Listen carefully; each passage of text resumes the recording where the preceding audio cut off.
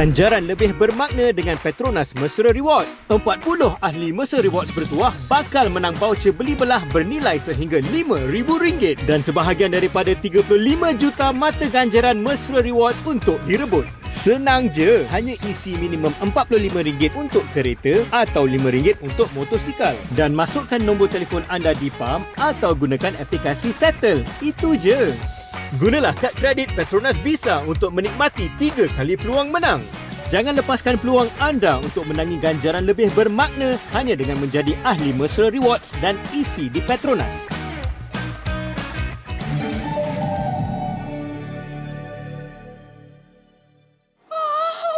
Barang elektrik pun boleh. Wah. Do you know my papa? He loves helping people. Always makes mama smile. And he can do magic. That's why I love my papa so much. I just use Mesra Rewards. So easy. It's so easy to collect points, redeem all kinds of rewards, and easy to win hearts too. Senangnya, ini baru Mesra Rewards.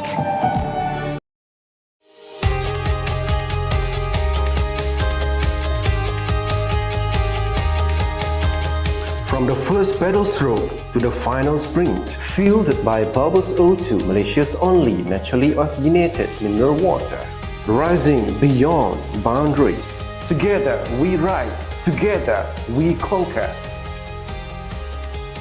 Bubbles O2, empowering champions.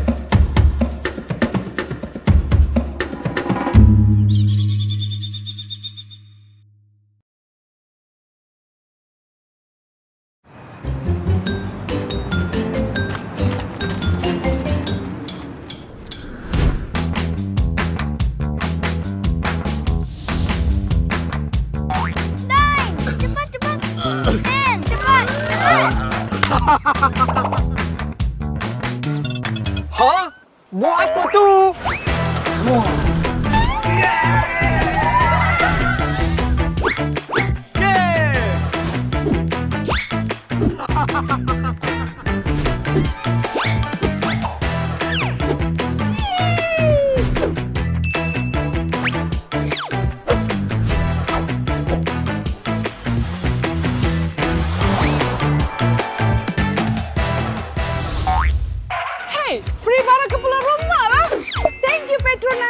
Petronas. Let's go! Ganjaran lebih bermakna dengan Petronas Mesra Rewards. 40 ahli Mesra Rewards bertuah bakal menang voucher beli belah bernilai sehingga RM5,000 dan sebahagian daripada 35 juta mata ganjaran Mesra Rewards untuk direbut.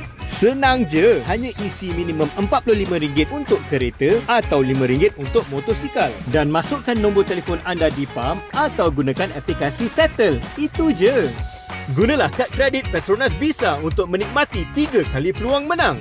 Jangan lepaskan peluang anda untuk menangi ganjaran lebih bermakna hanya dengan menjadi ahli Mesra Rewards dan isi di Petronas.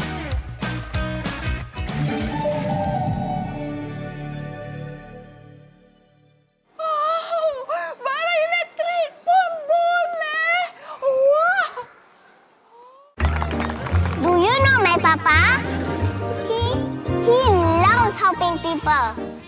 Always makes mama smile. And he can do magic. That's why I love my papa so much. I just use Mr. Rewards. So easy. It's so easy to collect points. Redeem all kinds of rewards. And easy to win hearts too. Senangnya. Ini baru Mesra Rewards.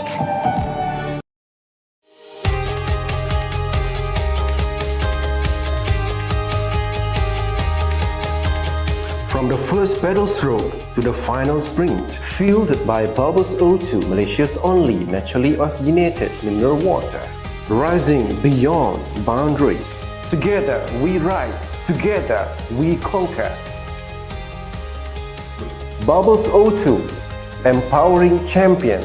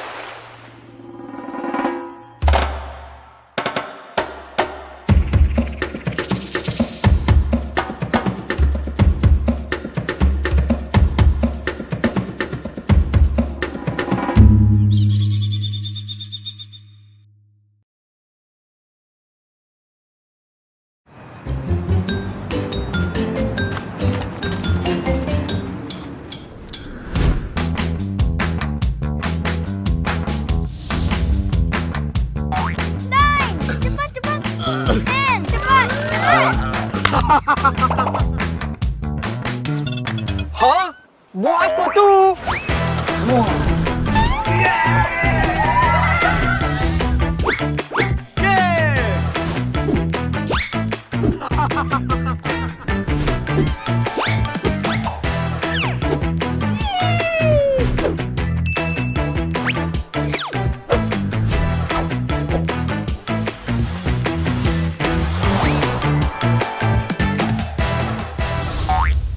Hey, free barang ke pulang rumah lah. Thank you, Petronas. Ganjaran lebih bermakna dengan Petronas Mesra Rewards. 40 ahli Mesra Rewards bertuah bakal menang voucher beli belah bernilai sehingga RM5,000 dan sebahagian daripada 35 juta mata ganjaran Mesra Rewards untuk direbut. Senang je, hanya isi minimum RM45 untuk kereta atau RM5 untuk motosikal dan masukkan nombor telefon anda di pam atau gunakan aplikasi Settle. Itu je. Gunalah kad kredit Petronas Visa untuk menikmati 3 kali peluang menang. Jangan lepaskan peluang anda untuk menangi ganjaran lebih bermakna hanya dengan menjadi ahli Mesra Rewards dan isi di Petronas.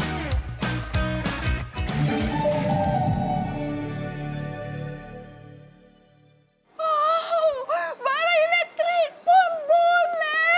Wah. Do you know my papa? He loves helping people. Always makes mama smile. And he can do magic. That's why I love my papa so much. I just use Mr. Rewards. So easy. It's so easy to collect points. Redeem all kinds of rewards. And easy to win hearts too. Senangnya. Ini baru Mesra Rewards.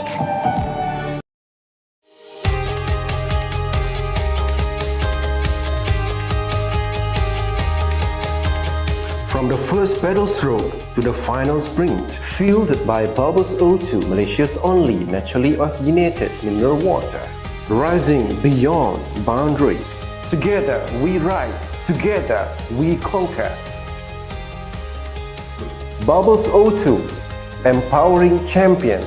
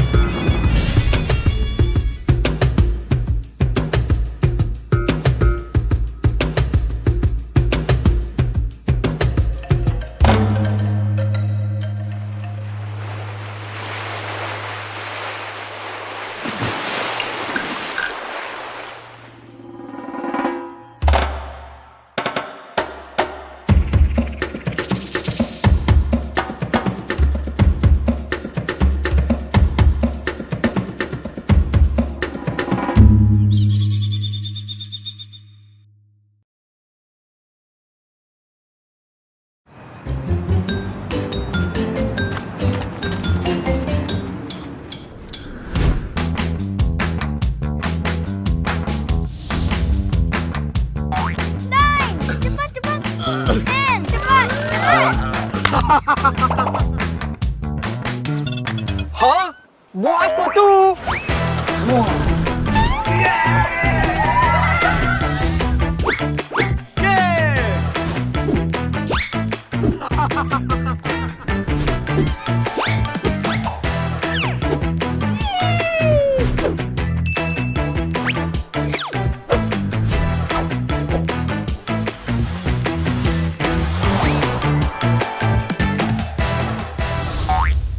Hey, free barang ke pulau rumah lah. Thank you, Petronas. Petronas, let's go! Ganjaran lebih bermakna dengan Petronas Mesra Rewards. 40 ahli Mesra Rewards bertuah bakal menang voucher beli belah bernilai sehingga RM5,000 dan sebahagian daripada 35 juta mata ganjaran Mesra Rewards untuk direbut. Senang je, hanya isi minimum RM45 untuk kereta atau RM5 untuk motosikal dan masukkan nombor telefon anda di PAM atau gunakan aplikasi Settle. Itu je. Gunalah kad kredit Petronas Visa untuk menikmati 3 kali peluang menang. Jangan lepaskan peluang anda untuk menangi ganjaran lebih bermakna hanya dengan menjadi ahli Mesra Rewards dan isi di Petronas.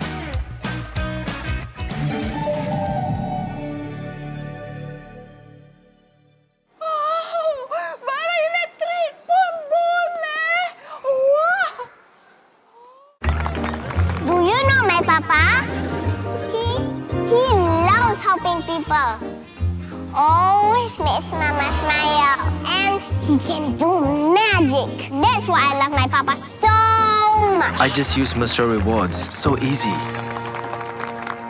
It's so easy to collect points, redeem all kinds of rewards, and easy to win hearts too. Senangnya, ini baru Mesra Rewards.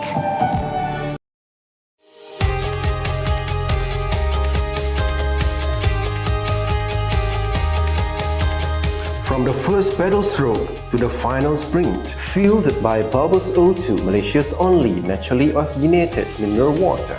Rising beyond boundaries. Together we ride, together we conquer. Bubbles O2, empowering champions.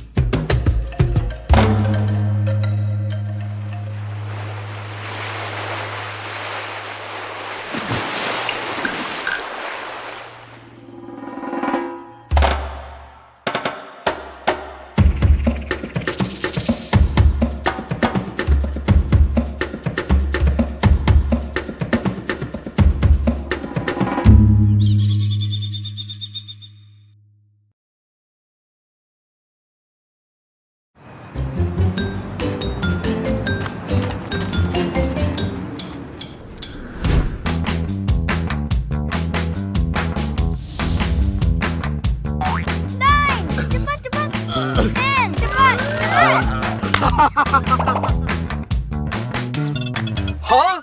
Buat apa tu? Wah!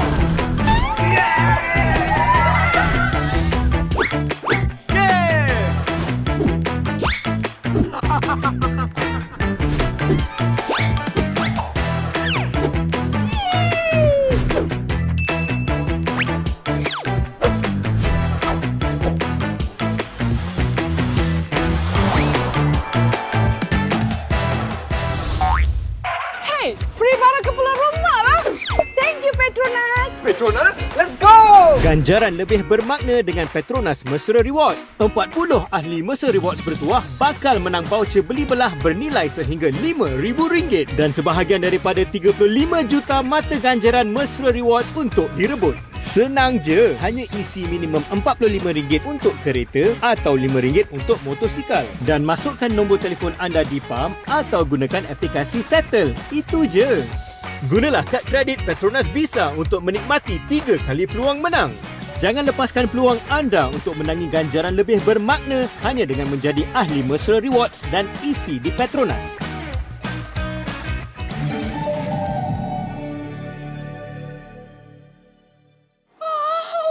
Barang elektrik pun boleh! Wah! Do you know my papa? He loves helping people. Always makes mama smile.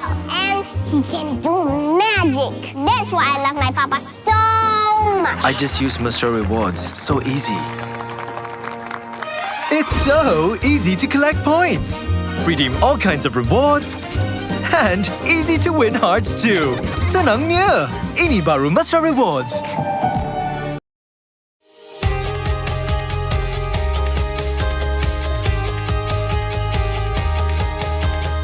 From the first pedal stroke to the final sprint, fueled by Bubbles O2, Malaysia's only naturally oxygenated mineral water. Rising beyond boundaries. Together we ride, together we conquer. Bubbles O2, empowering champions.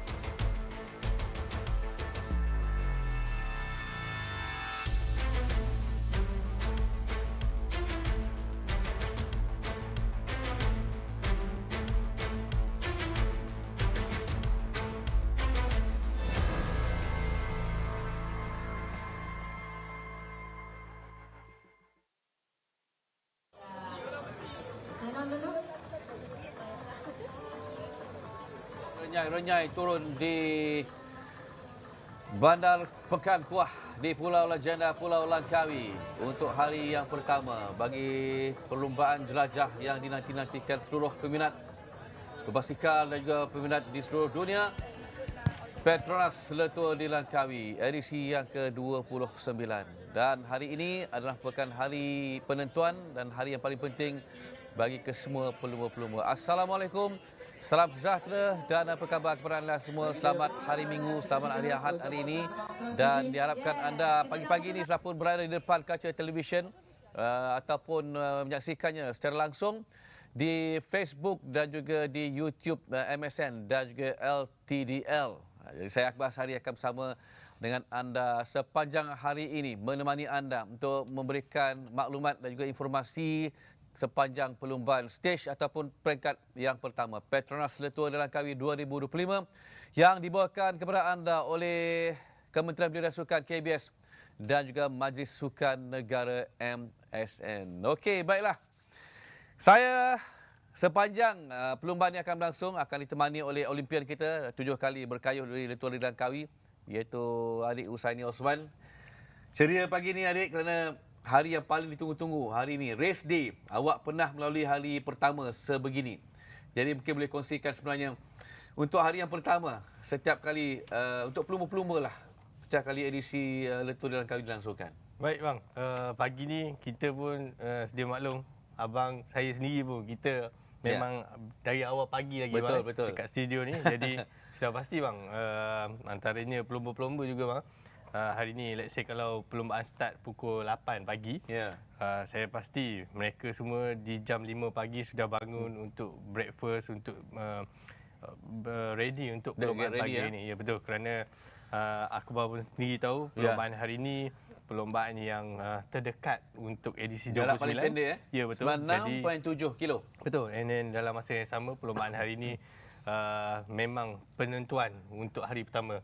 Jadi semua pelumba dalam keadaan fresh. Jadi ya, saya pun memang tak sabar untuk melihat perlumbaan pada hari ini. Baik. 26 September 2025. Upacara pembukaan dan juga pengenalan pasukan yang telah pun dilangsungkan di Meriah di dataran Lang di Pulau Langkawi. Jadi mungkin apa yang boleh adik kongsikan tentang bila malam pengenalan pasukan ni, masa itulah kita nak tengok, sebab masa race tak nampak muka. Betul. Jadi masa inilah kita nak mengenali wajah pelumba-pelumba yang akan berkayuh sepanjang Letua di Langkawi, tentang upacara pembukaan tempoh hari. Baik, sepanjang 29 edisi yang dipertandingkan, malam pembukaan untuk edisi kali ini saya rasa yang paling epic, kerana dengan orang cakap drone shot yang menarik. Betul. Saya rasa sebelum ni tak pernah ada majlis pembukaan seperti itu. Jadi itu yang membuatkan saya tertarik, Akbar, dan juga sudah pasti setiap pelumba untuk pengenalan tim ketika itu dalam masa sama untuk pengetahuan Akbar juga, mereka harus confirm 72 jam before perlumbaan untuk 6 pelumba yang akan dipertandingkan untuk setiap tim. Okey, baik, disempurnakan oleh Exco Belia dan Sukan Negeri Kedah, bekas pemain bola sepak kebangsaan, bekas pemain bola sepak hijau kuning Kedah, YB Radi Makdin. Okey, baik, itu cerita mengenai upacara pembukaan dan juga pengenalan pasukan. Kita dah tengok wajah pelumba-pelumba yang akan mewarnai saingan PETRONAS Letua di Langkawi 2025. Baik, hari yang pertama, Loop Pulau Langkawi, Stage 1, 96.7 km. Jadi kita nak tengok rupanya bagaimanakah hamparan Pulau Langkawi yang akan menjadi destinasi dan juga lokasi perlumbaan hari yang pertama. Ini dia adik, 96.5 km. Ini mungkin sudah pun di perseberangan. Kalau tak salah saya 96.7 km. Okey, tak apa. Baik adik, Harbour Park. Dan kemudian mereka akan ke lokasi yang seterusnya. Ada 3 zon pencutan dia dan 1 zon pendakian.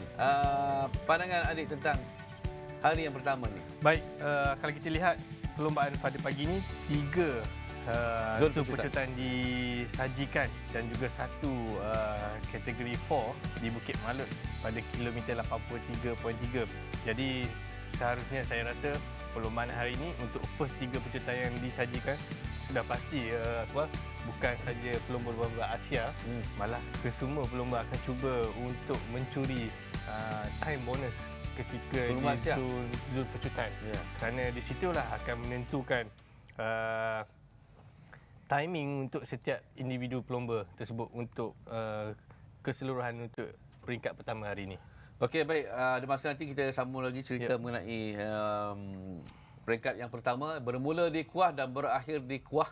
Jadi orang-orang di Pulau Langkawi dah boleh get ready untuk bertemu dan juga memberikan sorakan kepada konvoi Peloton pelumba-pelumba PETRONAS LTDL Langkawi 2025.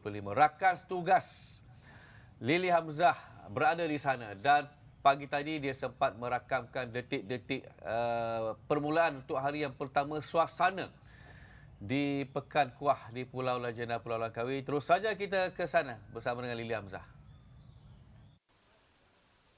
Alright, selamat pagi. Lily berada di Padang Maksirat Langkawi di mana ini merupakan lokasi perlumbaan bagi peringkat pertama saingan Petronas Le Tour di Langkawi 2025 dengan cuaca yang agak membimbangkan kalau anda boleh saksikan ketika ini. Hujan lebat sawal pagi tadi sehingga kini dan walau bagaimanapun pelumba yang dah pun tiba, kita nampak dia very excited about this race. Hari ini pelumba akan mengelilingi pulau ini sejauh 96.7 km round island stage.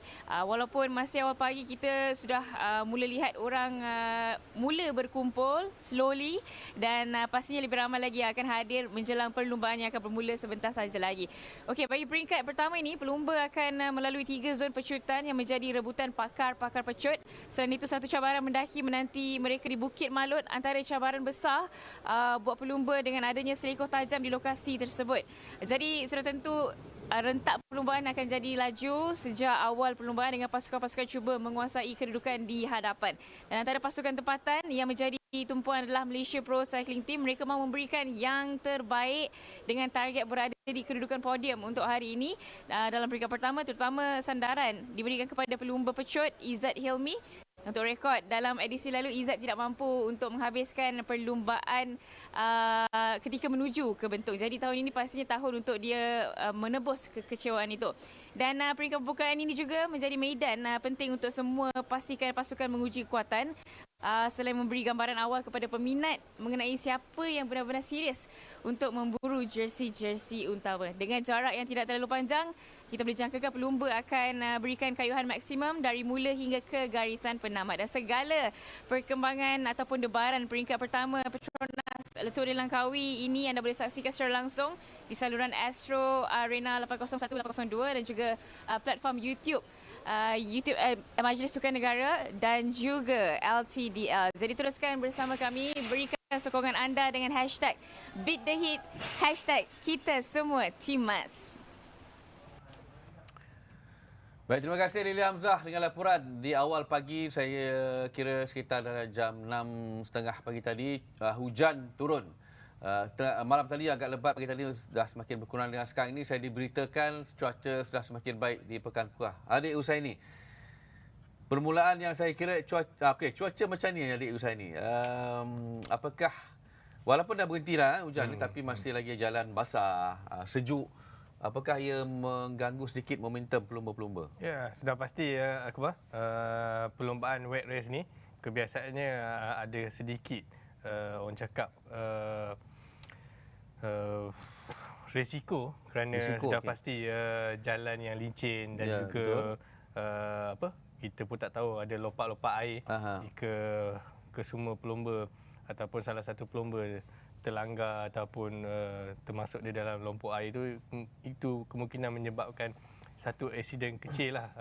Itu merupakan risiko-risiko yang harus kesemua 130 pelumba ini mereka akan lalui sepanjang perlumbaan hari ini. Jadi tapi bagi saya mereka pelumba profesional kesemuanya sudah biasa dalam perlumbaan hujan. Jadi bagi saya tiada masalah lah untuk mereka sepanjang perlumbaan pada hari ini. Okey, sebelum kita ada satu package menarik. Maximum speed rider untuk biasanya loop Pekan Kuah ni di hari yang pertama. Okey, kebiasaannya Akbar, kita pun sedang maklum perlumbaan hari ini adalah penentuan untuk setiap jersey utama yang dipertandingkan. Jadi kesemua 130 pelumba ni mereka akan berebut dan dalam masa sama mereka mempunyai strategi mereka sendiri kerana perlumbaan seperti ini sudah pasti mereka mempunyai leader-leader mereka tersendiri di dalam perlombaan. Jadi sudah pasti saya rasa 55? Perlombaan pada hari ini memang akan maksimum speed tu akan berada di kelajuan yang tinggi lah, 55 hingga 60 km sejam. Wow. Okey, baik, kita nantikan nanti permulaannya, mungkin ramai yang dah tak sabar. Majlis Sukan Negara MSN sebenarnya juga ada pasukan media mereka yang akan membuat liputan sepanjang perlumbaan jelajah ini berlangsung.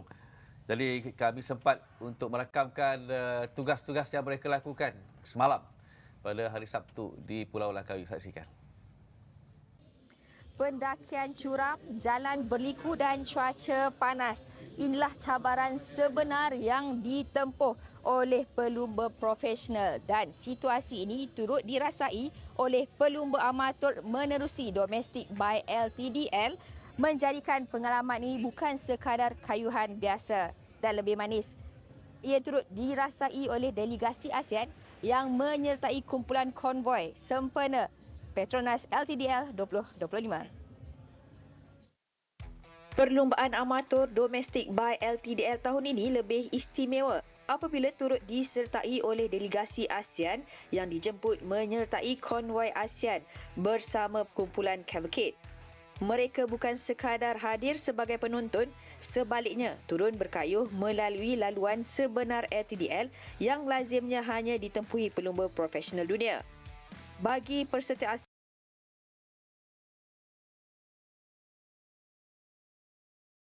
berliku dianggap sebagai pengalaman once in a lifetime yang sukar didapati di negara masing-masing. For me, the route was quite fast, a fast route lah actually. Tapi yang buat tough tu, if the platoon is very high speed, then it will be very tough lah. But the overall route is actually a fast route, so a rolling route actually. But it was tough for me lah. You enjoy it? Yeah lah, 80 kilometer, cramp sudah. It was good. It was good. I want to race again because I want to experience again the route here in Langkawi. Then, first of all, I'm very grateful to be here in Langkawi to race with this route, and I'm very grateful that they invite Philippines for a Philippine delegate. Yeah, I'm very grateful for the Langkawi. Dengan penyertaan ini, domestik by LTDL bukan sahaja meraihkan semangat sukan berbasikal tetapi turut menjadi jambatan diplomasi sukan yang menghubungkan Malaysia dengan negara-negara jiran. Dalam pada itu, pemenang setiap kategori domestik by LTDL akan merasai pengalaman berkonvoi bersama kumpulan cavalcade, perarakan kereta berhias yang membawa logo pemenang jersey LTDL dan juga syarikat penaja. Ini bermakna 5 juara kategori, terbuka lelaki, terbuka wanita, serta Master A, B dan C akan mendapat peluang eksklusif untuk berada di barisan hadapan, merasai pengalaman bersama dalam konvoi rasmi yang menjadi penyeri setiap kali LTDL diadakan. So kelainan yang kita bagi tahu ada kejutan ni adalah setiap winner by kategori dia berpeluang untuk mengikuti kita punya konvoi LTDL. So pemenang ni dia boleh pilih mana dia punya stage yang dia nak ikut, tapi kita akan tempatkan dalam cavalcade lah. Cycling motion buat ini. Okey, baik. Domestic race. Kalau saya ada memang saya masuklah untuk jarak 20 km. Tapi walaupun pun inilah dia antara warna-warni untuk perlombaan LTDL apabila ada domestic race yang memberi peluang kepada, saya kira ini bukanlah mereka yang baru berjinak dengan dunia basikal tapi yang mungkin dah amatur.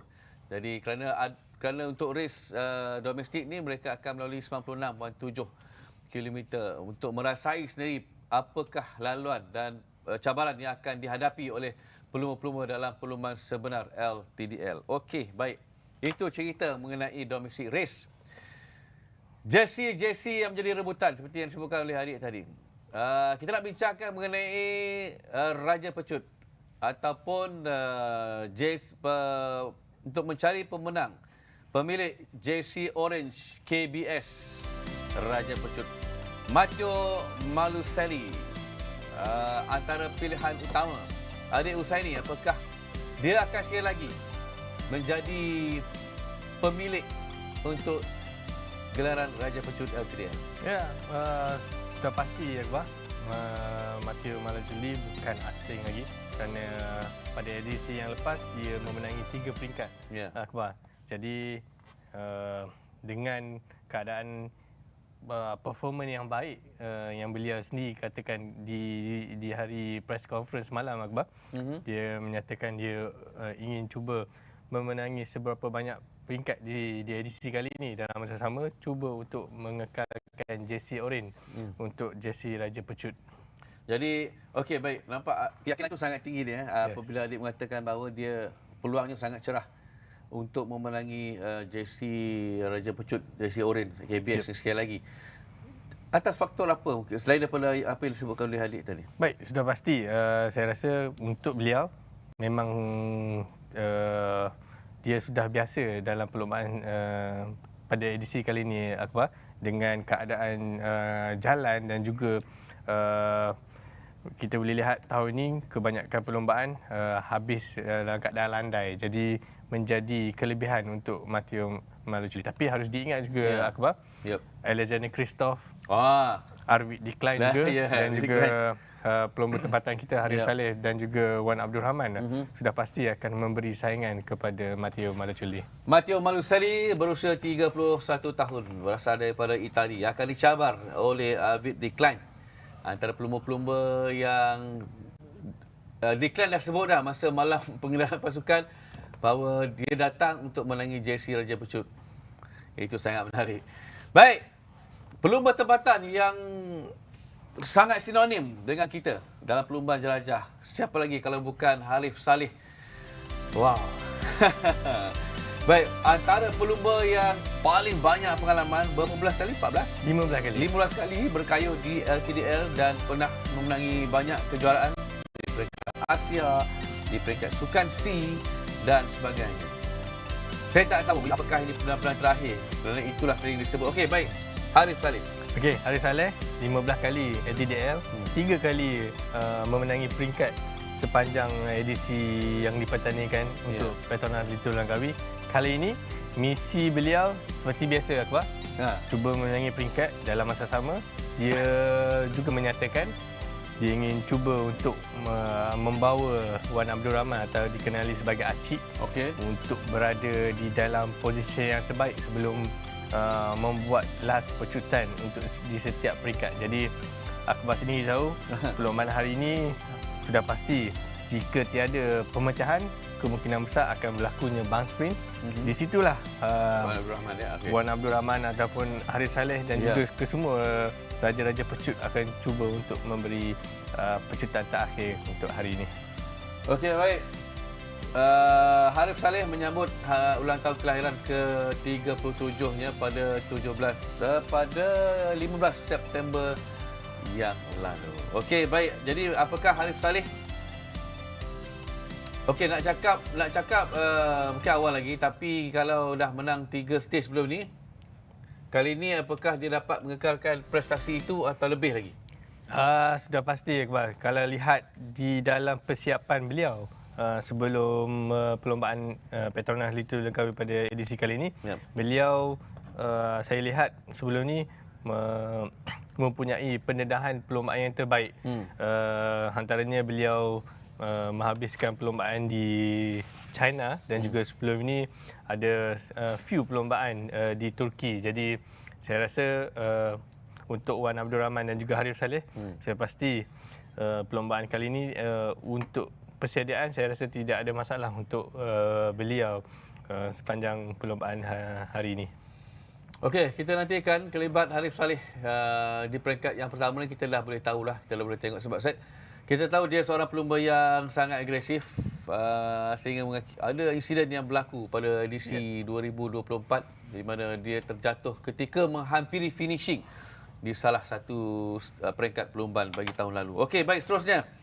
Pelumba Malaysia Elmi Jumari daripada dia mengalami insiden kemalangan dan kemudian dia bangkit dapat berkayuh di letua di Langkawi. Jadi ini satu orang kata perkembangan yang sangat positif daripada pelumba Elmi Jumari ini, Adik. Baik, tahun lepas pada edisi yang lepas, saya juga berada di dalam konvoi perlombaan. Ketika Helmi jatuh, Akbar, saya juga mengikuti perlombaan untuk stage yang kedua. Jadi 10 ataupun 15 minit sebelum Helmi terjatuh, sempat saya berborak dengan Helmi untuk memberi kata-kata semangat untuk beliau sebelum membuat pecutan. Jadi tetapi malangnya beliau mengalami kemalangan dan jari tangannya hampir terputus, Akbar, ketika itu.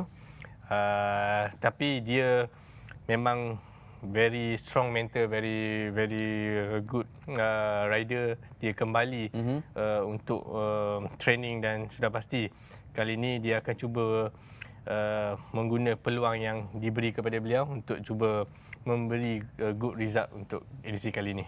Okey, baik.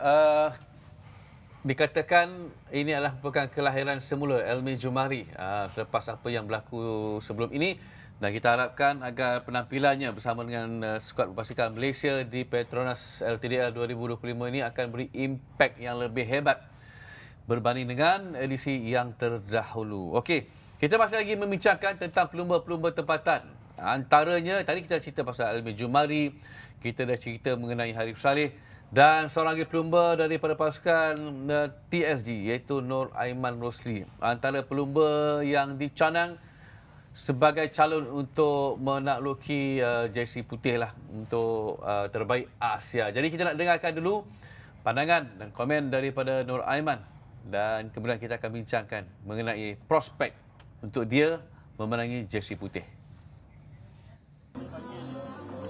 Last stage will start from your hometown. Yes. But how are you motivated for the first stage also? Yeah, so I must be excited for first stage because it's for everything, and then hopefully I can do make some breakaway, get a bonus time for my team, and I want to use the ASEAN jersey. And you have the Malaysian national jersey. Do you feel the pressure? Yes, always, because I pride the Malaysia jersey because it's my home country. So hopefully I can do something different this year. You expect a lot of fans to come to cheer for you and your team at LTDL, especially when the race will go to Terengganu? Yeah, hopefully I have a big fan for Malaysia. Yeah, you must support Terengganu cycling team. Yeah. And you have sprinters in Terengganu cycling team. Today might be a sprint, it's a short stage. Arif, Achik, who is the sprinter? I think for this, for Achik, because they are young, get more experience, and hopefully they can do something different. Only this stage. All the best. Thank you. Ini dia, the bold face of Asia, antara pelumba-pelumba yang ada potensi. Tapi saya nampak Nur Aiman Rosli je. Adik, apa pandangan adik? Sembaya dekat situ, antara prospek juga. Baik, Sambaya, Akbar sendiri maklum, dia sebelum ni pernah memenangi jersey terbaik Asia di edisi yang lepas bersama pasukan TSG. Jadi kali ini dengan misi kemungkinan besar, saya rasa untuk mengekalkan jersey putih, sudah pasti Jamban Sambaya akan cuba mengekal jersey putih. Dan juga harus diingat, Akbar, Vladimir Proski daripada pasukan TSG juga. Dia juga pernah memenangi jersey putih, jersey terbaik Asia pada edisi yang lepas. Jadi persaingan yang orang cakap untuk jersey Asia ni memang besar. Betul. Jadi menarik untuk kita kongsi, untuk kita lihat sepanjang minggu ni. Okey, itu tadi antara calon-calonnya. Tetapi potensi mereka ni sebenarnya bergantung kepada apa sebenarnya, Lik? Dan penentuannya sudah pasti bermula hari ini di stage peringkat yang pertama. Sudah pasti, Akbar. Seperti yang kita katakan, perlombaan edisi yang ke-29 ni memang kita boleh dikatakan perlombaan ni open, Akbar, kerana tiada pendakian di genting, cuma pendakian di Fraser Hill. Jadi seperti ramai sport director ataupun rider-rider lain yang mengikuti perlombaan edisi kali ini, mereka mengatakan kemungkinan besar di Fraser Hill finishing, kemungkinan besar ada sprinter juga yang akan habis di kelompok hadapan, Akbar. Untuk di Bukit Fraser? Ya, betul, Akbar. Okey, baik. Saya masih lagi suka untuk mengatakan tentang perebutan jersey putih sebagai yang terbaik Asia ni. Jadi, kita letak Noiman Rusli dekat situ. Baik. Tetapi sebenarnya apakah ada pelumba Malaysia lain yang berpotensi sebenarnya? Ya, sudah pasti ya, Kebah. Kita ada Kizi, kita ada Zawi Azman dan juga harus diberi tumpuan pelumba muda anak didik saya sendiri iaitu Ikmal Zarawi. Oh, itu anak didik adik? Ya, betul. Daripada pasukan tim saya sendiri iaitu tim Aquatu Cycle Motion. Beliau merupakan penampilan sulung beliau. Dia juga adalah pelumba pendaki terbaik untuk seketika ini Akbar di Malaysia. Jadi harus diberi tumpuan kepada pelumba-pelumba muda kita selain Aiman Rosli. Jadi sudah pasti saingan untuk pelumba-pelumba tempatan untuk edisi kali ini memang sengit dan juga menarik untuk kita lihat. Okey, terima kasih adik Usani Osman. Pekan Kuah di Pulau Langkawi telah pun bersedia untuk kita menyaksikan permulaan cukup bersejarah bagi penganjuran PETRONAS Letua di Langkawi 2025 untuk peringkat yang pertama sejauh 96.7 km loop di Pulau Langkawi. Dan semuanya telah pun tersedia sekarang ini di sana. Dan pelumba-pelumba telah pun berada di garis permulaan untuk mereka memulakan aksi di peringkat yang pertama. Elok saja, ayuh rakyat Malaysia, bangunlah. Jom kita saksikan peringkat yang pertama, PETRONAS Letua di Langkawi 2025. Let's beat the heat. Kita terus ke Pulau Langkawi bersama dengan pengulas Izwan Muhammad Noor dan juga adik Husaini Osman. We can hear you Selamat loud and clear.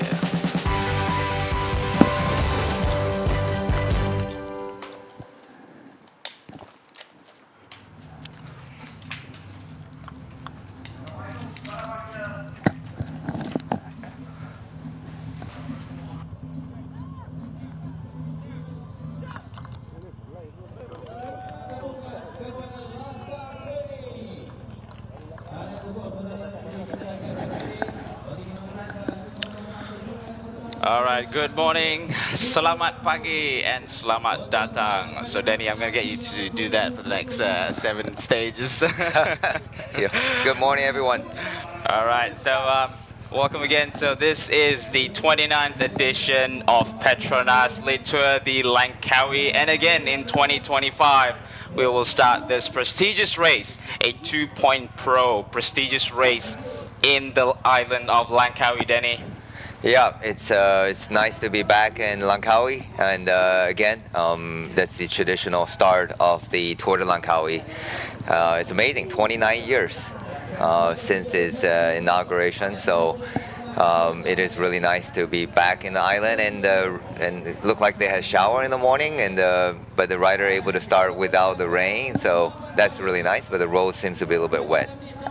Yeah. So at least it's a little bit cooler for them here, and we all know the Southeast Asian climate is very notorious for its heat and humidity.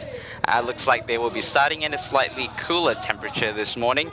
But yeah, like you said, Danny, the roads gets a little bit wet, so yes, they need to be a little bit careful on the corners. Yeah, but generally, Malaysia roads are quite okay, even during the rain. So, especially you have this heavy downpour that kind of washes away the debris from the roads and the diesel oils and so forth. So, yeah, generally they're not that bad. But of course, the wet roads always adds a little bit of unpredictability, and especially probably puncture. It's easier to get a puncture in the rain. So. Today is a fairly short stage, and so if you have a puncture, there's probably going to be a little time, just a very short time to get back to the Peloton. Yeah, let's talk about today's stage. It's a 96.7 kilometer for today, and it's just going around the island, and it is going counterclockwise this year.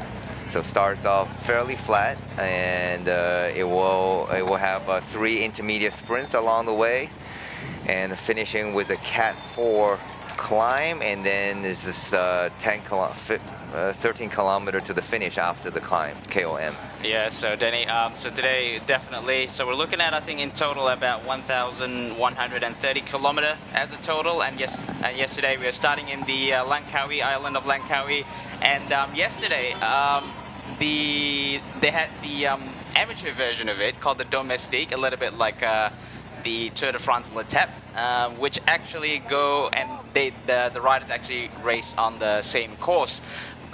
Where the first stage is going to be, and like you said, it is the reverse of last year's course, and whatever's uphill is going to be downhill, whenever's downhill is going to be uphill, which we would potentially see the same amount of elevation, and like we would always expect in the first day of any tour stage, it will definitely be an aggressive one because nothing is decided just as of yet.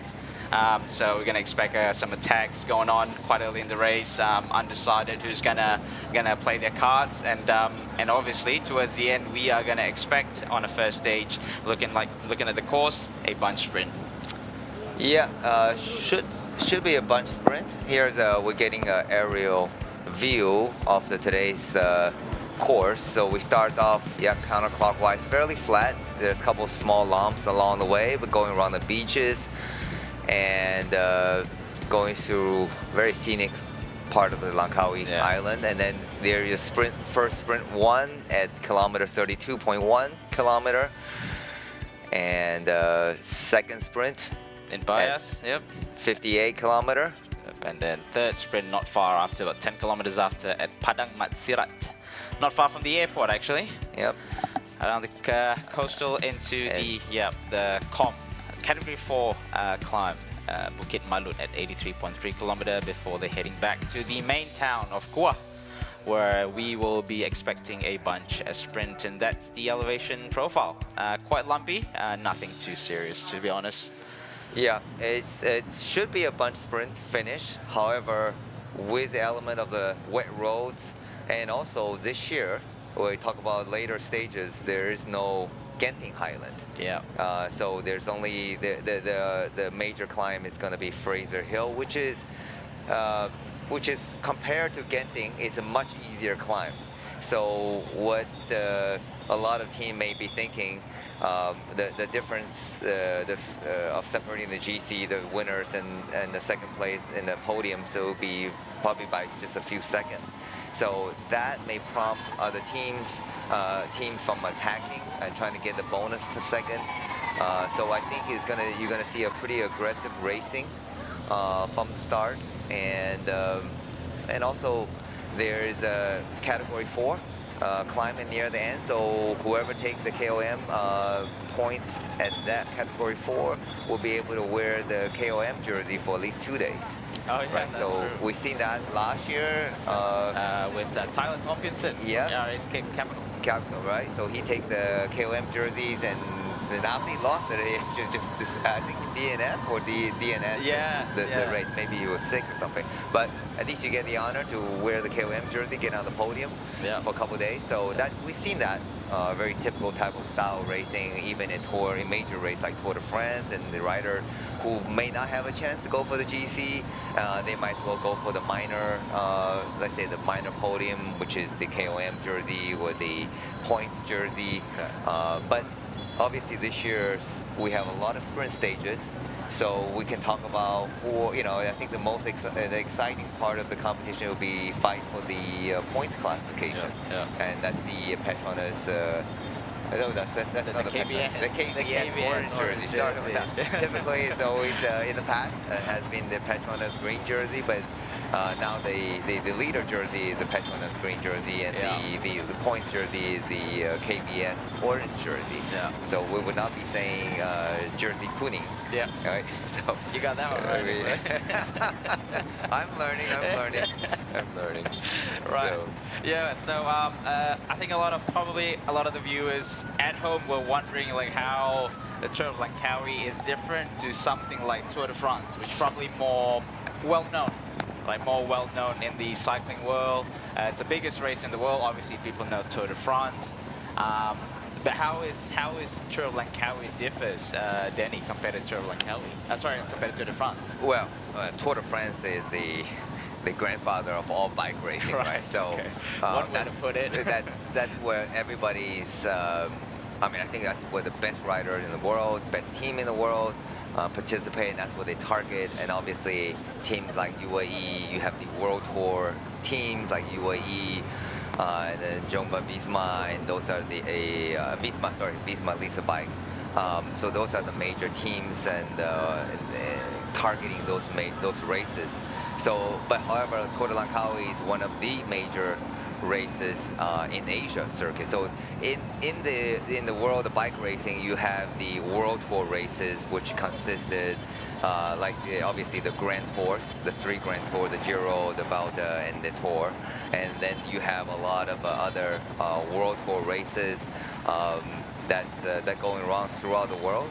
But then in Asia, that's a different circuit. So you have a UCI Asia circuit, UCI European races, and UCI in America and Africa races. So different regions have their own different races. So Tour de Langkawi in Asia is definitely one of the premier race. And like you mentioned earlier, it's 29th edition. So I think that's got to be one of the longest running, continuously running races throughout the history of Asia racing. So in Asia, there are more pro races now. You have the Shanghai, you have the other pro races. But in terms of Hainan as well in China. But in terms of in longevity, Tour de Langkawi certainly has its. I think it's leading in terms of number of years being hosted. Yeah, I believe it's older than like a World Tour race, World Tour race, Tour Down Under. Yeah, it's definitely older than Tour Down Under. World Tour race in Australia. It's 2 Pro, but I think it's a good platform for Asian people in the Asian country, or even like a slightly lower tiered rider, to sort of make their mark and show what they're capable of when a race such as Tour Langkawi and 2 Pro have basically all the tier of teams. You know, you have the world teams, you have the pro team, which is second tier team, and also a continental team. Something like your Terengganu cycling team, 7-Eleven team, and a few others like St. George as well, a team from Australia. Right, so it's good to actually come here, and obviously you normally see that this would normally be a race where they send their young and development riders, and you said like how old this race is. Like, can you sort of recall some of the big names that have actually joined Tour Langkawi? Mark Cavendish. Mark Cavendish. Wow, I didn't know. What age? You remember?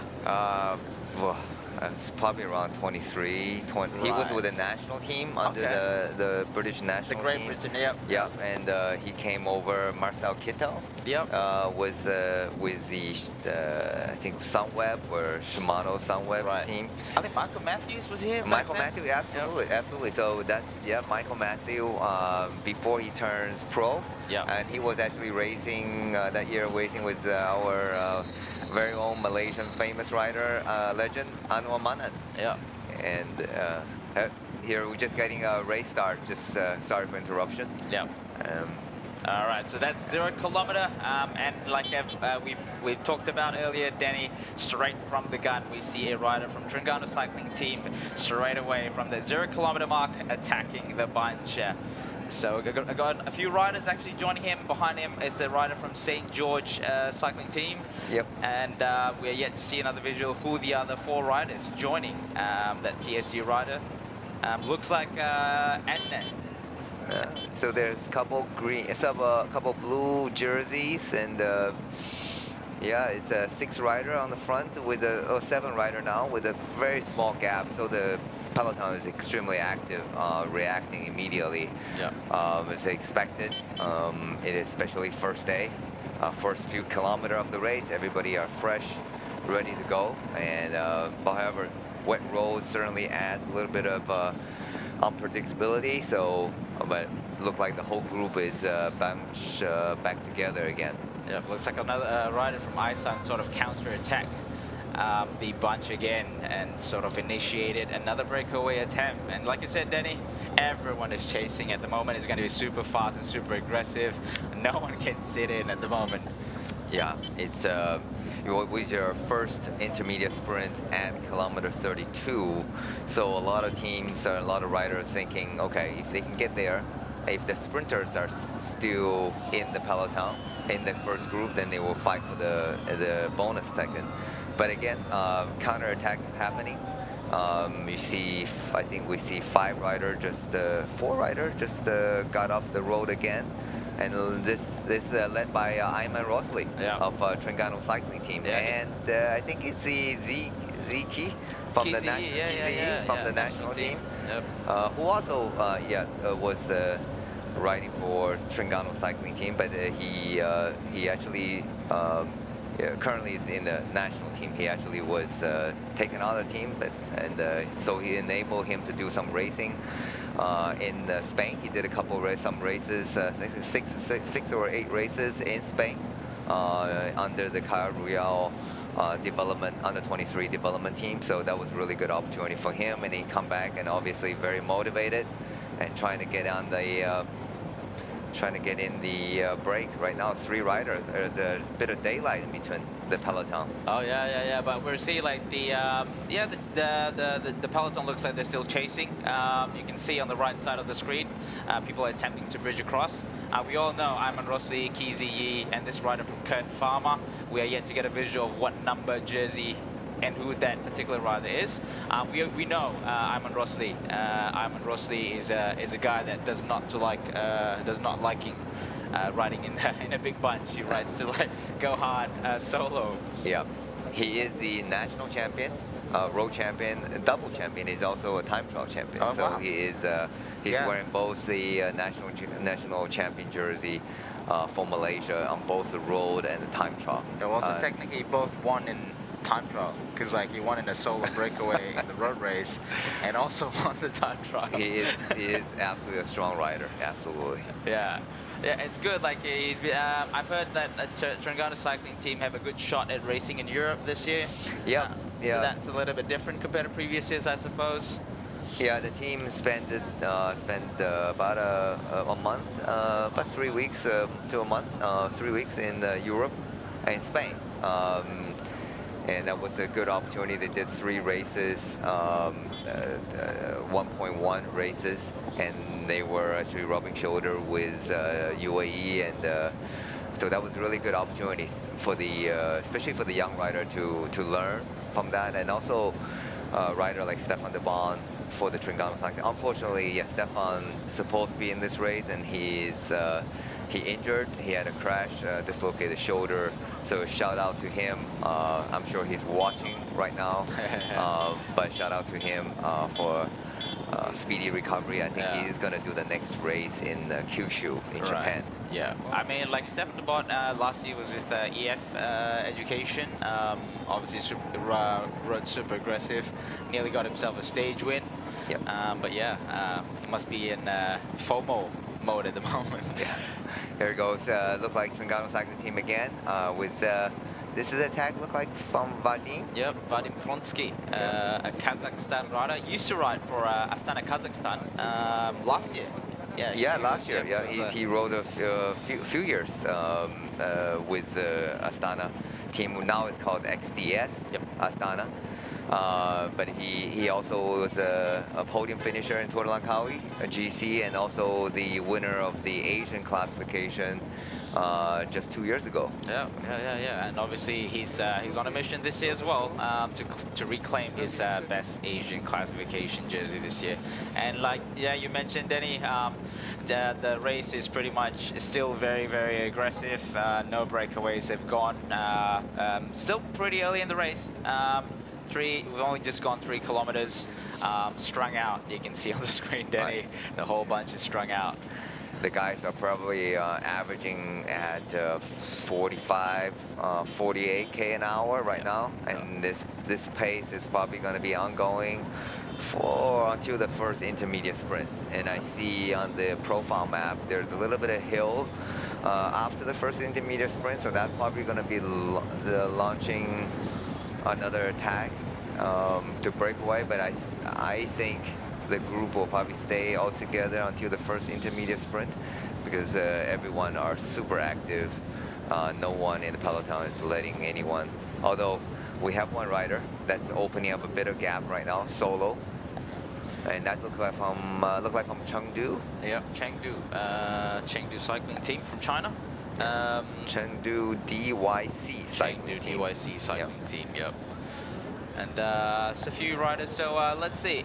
Danny, I think we've looked at the list in terms of the riders that's showing up to this year's PETRONAS Tour of Langkawi. We do realize that last year we had 3 teams. We have the team DSM, which is now Picnic Post NL, Astana Kazakhstan, which is this year XDS Astana, and also EF Education last year. But we only have 2 this year. Yeah, we only have 2, XDS and also Picnic Post NL.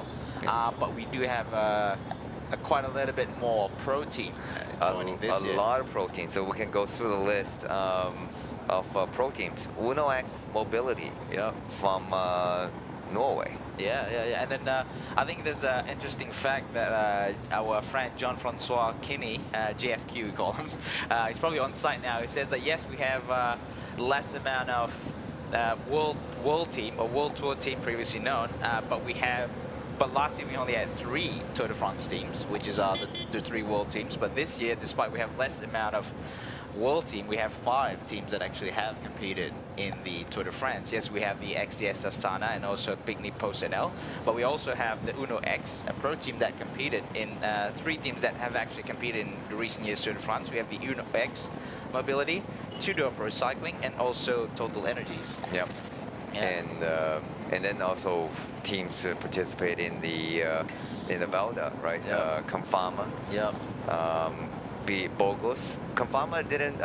They didn't do the Velda this year, but Bogos was just finishing up Velda. Yep. So they are in a good. They should be in good condition. And Poti Visit Malta from Italy. They were in the Giro this year. Was it Bardiani? Yeah, Bardiani as well. Bardiani as Italian team. Polti, Spanish team, actually. No, it's actually Italian. It's actually a mix of Italian and Spanish. Right, so the team owners are... The team owners are also, right, so it's, let's talk about the teams, right? So you got Poti, we just talked about Poti Visit Malta. Right. It's actually the team of Alberto Contador. A Spanish guy. It's multiple winner of the Grand Tours and the Tour de France. Yeah. So 3 times, and then he is in the. But they registered team Italy, Ivan Basso, who is also another Tour de France podium finisher, and they are. It's the joint effort between Alberto Contador and Ivan Basso, and then you have talk about teams with famous riders as a founder of the team, the Tudor Pro cycling team. That was it's started by Fabio Cancellara. Yep. And it's based in Switzerland, and they have some every year they've been bringing up their Alvin Klein, who is their major sprinter, so they have done really well with multiple stages in the green jersey in the past. And let's not forget, going back to Uno X, sorry to jumping around a little bit, but Uno X Mobility, as we're talking, there's a famous rider, very famous rider among the starting line, and it's a major honor to have him present in this race, and then this should be maybe his last race before retirement at the end of the 2025, and that is a legendary rider, Alexander Kristoff. Yeah, at the age of 38 at the moment, racing the Tour of Langkawi, and he's on a bit of a mission. He's already got 98 pro wins, so he's got 98 stages under his belt. So he's trying to look for another 2, make it a round number, 100 stages before ending his career. How wonderful would that be if he win the 100 victory in the Kuala Lumpur? Oh yeah, that would be epic, wouldn't it? That would be, and then retire from there. I mean, that would be fantastic. Yeah, a good epic ending. Yeah. For a very fulfilling career, I suppose, for Kristoff. Yep. And for Tour of Langkawi, we just have the honor of him taking the 100th victory. So I certainly hope he will be able to do that. Yeah. And talk about wins. Team Astana XDS. That's another team, very strong team. I think this year probably the strongest team that in this year Tour of Langkawi, with multiple stage winner, Matteo Marochelli. Yep, Marochelli. He was the KBS Orange Jersey winner last year, although on a completely different team. Ukyo, which is not even present in this year's Tour Langkawi, but this year he's on a better lineup. I assume, better lineup. Astana, he got earlier in the season for 2025. He's been like super aggressive, winning back-to-back stages at the Presidential Tour of Turkey.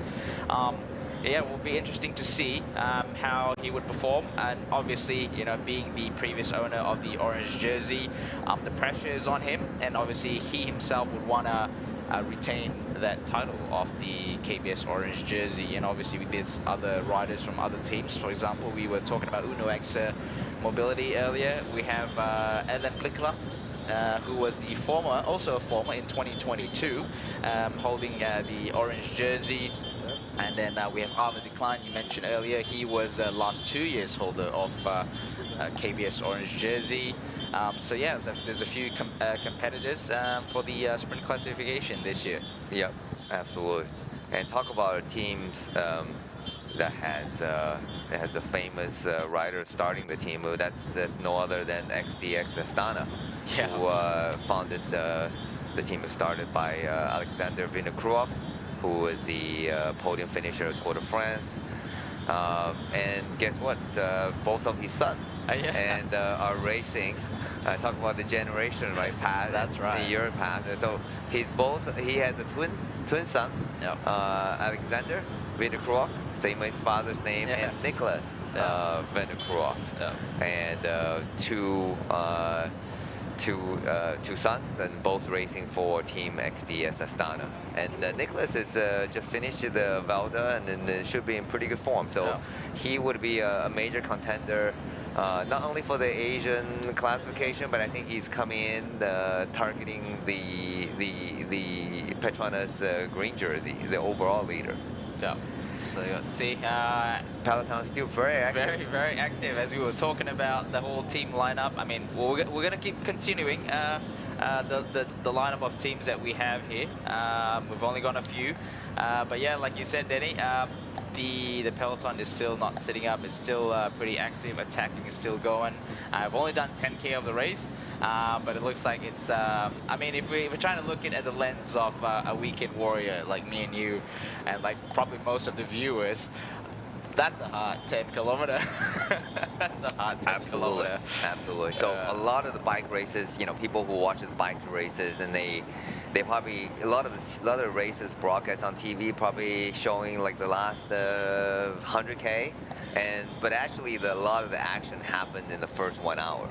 I remember one of the pro rider was talking about, like, if you were to watch TV, you would want to watch the first 1 hour and the last 1 hour. Because that's where a lot of the action happening. That's true. So for today, for a relatively short stage of 90-some kilometer, that would take about 2 hours of racing.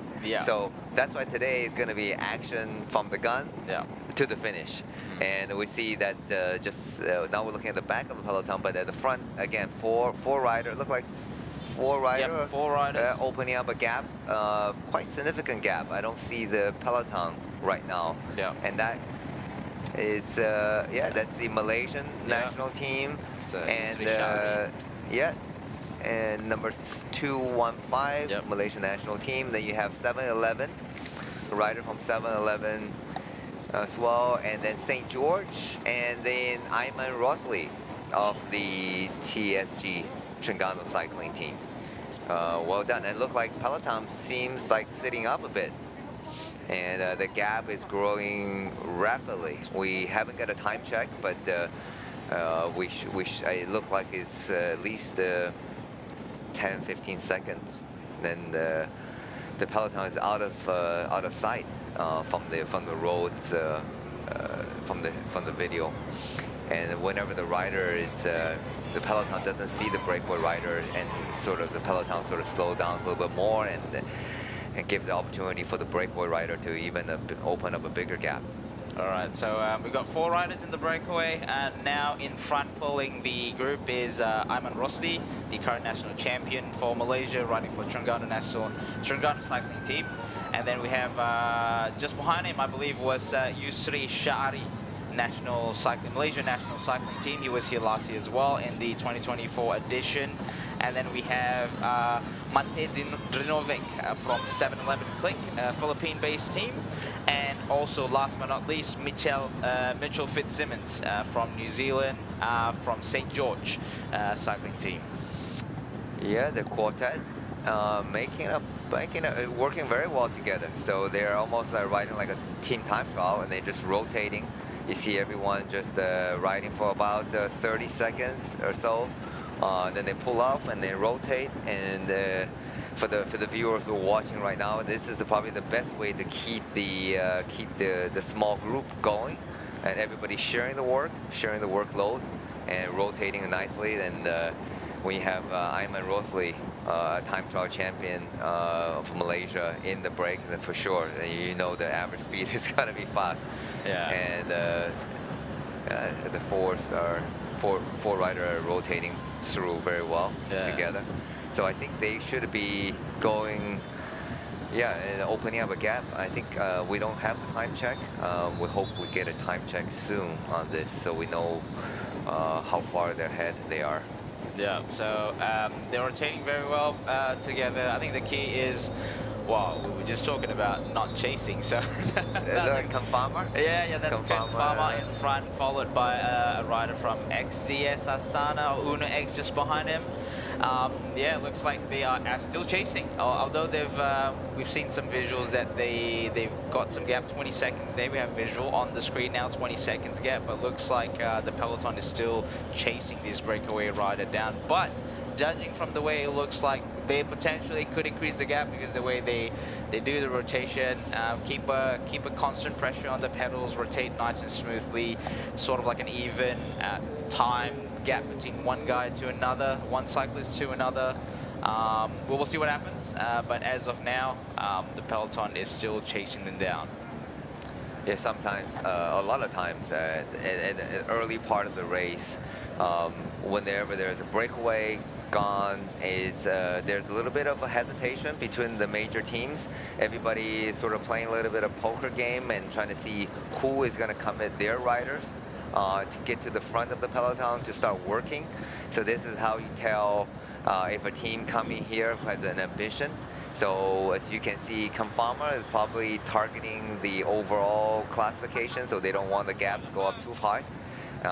And then, of course, Uno X, they have their sprinter. We talked about Alexander Kristoff, so obviously they want to make sure that the breakaway doesn't succeed to the end, and they need to put a rider in the front to control the gap in order to ensure a bunch finish. And so it is XDS, obviously also they have Maricelli, so they want to make sure that it's going to finish in a bunch sprint. So this is a good time to see what teams and what ambition they have, and are they confident at their leader to commit a rider to the front? Because you see, like Tudor, they haven't shown too much. They don't have anyone up the front, and but you can see now the gap quickly shrinking down to just 8 seconds right now. Yeah. So yeah, you can see it's quite motivating. You thought you got it all sorted, break established, but it is like you said, first stage of the race. It's pretty much first stage in every tour racing. You look at Tour de France, it gets so aggressive where crash is inevitable, right? Yep. So let's not hope that's going to be the case for today. But yeah, it's quite common. Everyone's just sort of like trying to set the pace, but because at the moment we don't know who's going to be in GC, who's going to be in points, who's going to be in King of the Mountain, who's going to be the best Asian rider. And also, even though we're assuming it's going to end up in a bunch sprint, but in 2014,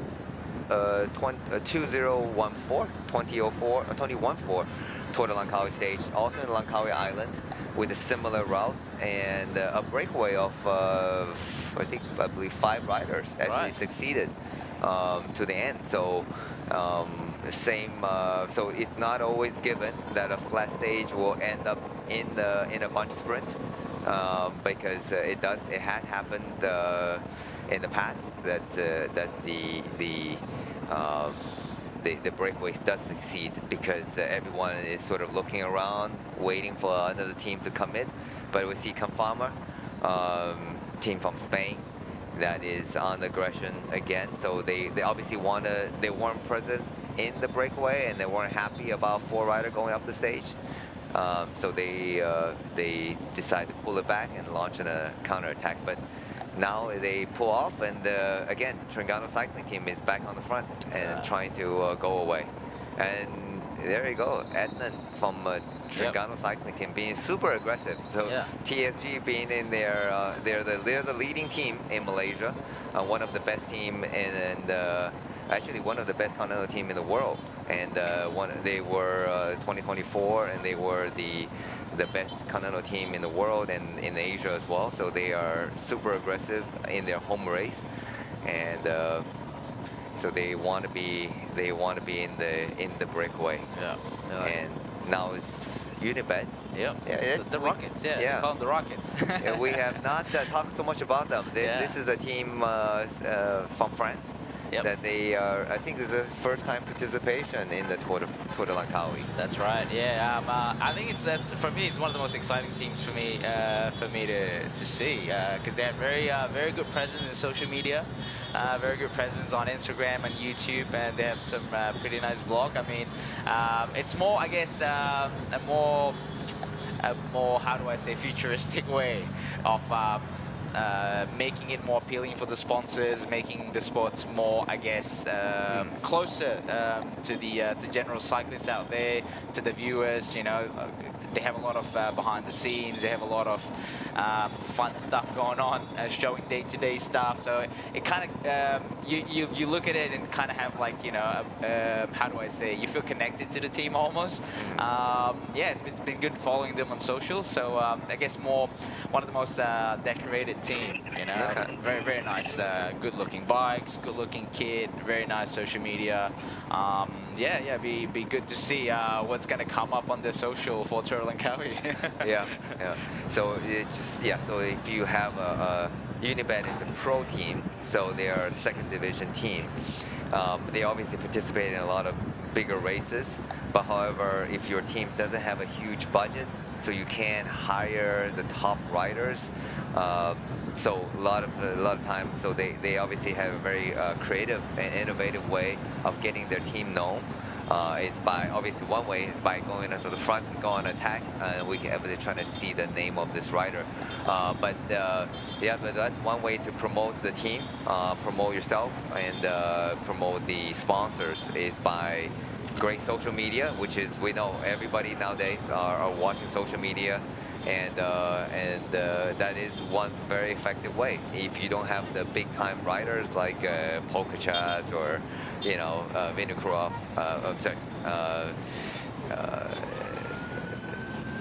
Alexander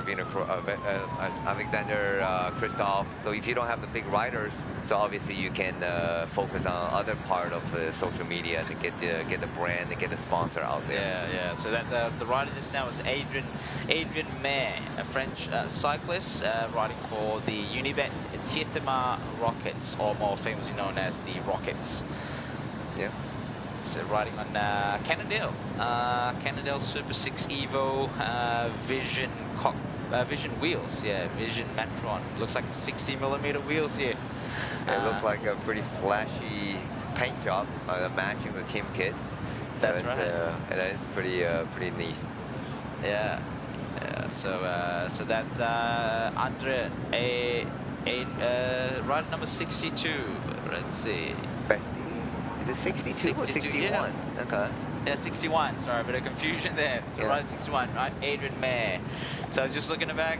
So yeah, we don't know. His bike looks like a 61. Maybe he had a bike swap or something.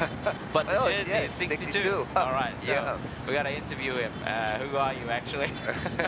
So he is, well, obviously he has to wear the right body number. Yeah. But it's funny that he is riding a bike 61, but his number is 62. Yeah, maybe something happened at the start of the stage. You know, they had to swap bikes quickly. Probably maybe. That could be the possibility. Yeah. So they're approaching the sprint point of the first intermediate sprint.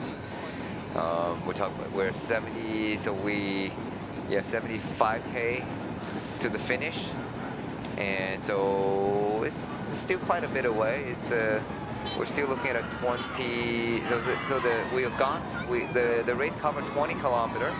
So we're still at 12K to the first intermediate sprint. So rider Baptiste Baptiste. So if that's the correct one. Rider number 62, although on a 61. One bike. Yeah. So I think that it could be mechanical issues. Like, I don't know if that's intentionally because you may. I don't think the race organizer or the UCI like that. But if there's a valid reason, sure. Because each bike is fitted with a different timing chip, right? So you are. So the bike 61 would be using a 61.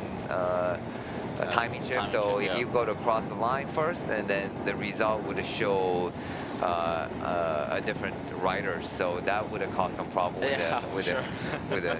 But obviously, if there's a reason, then you are allowed to ride your teammate's bike. There's no question about that. Yeah.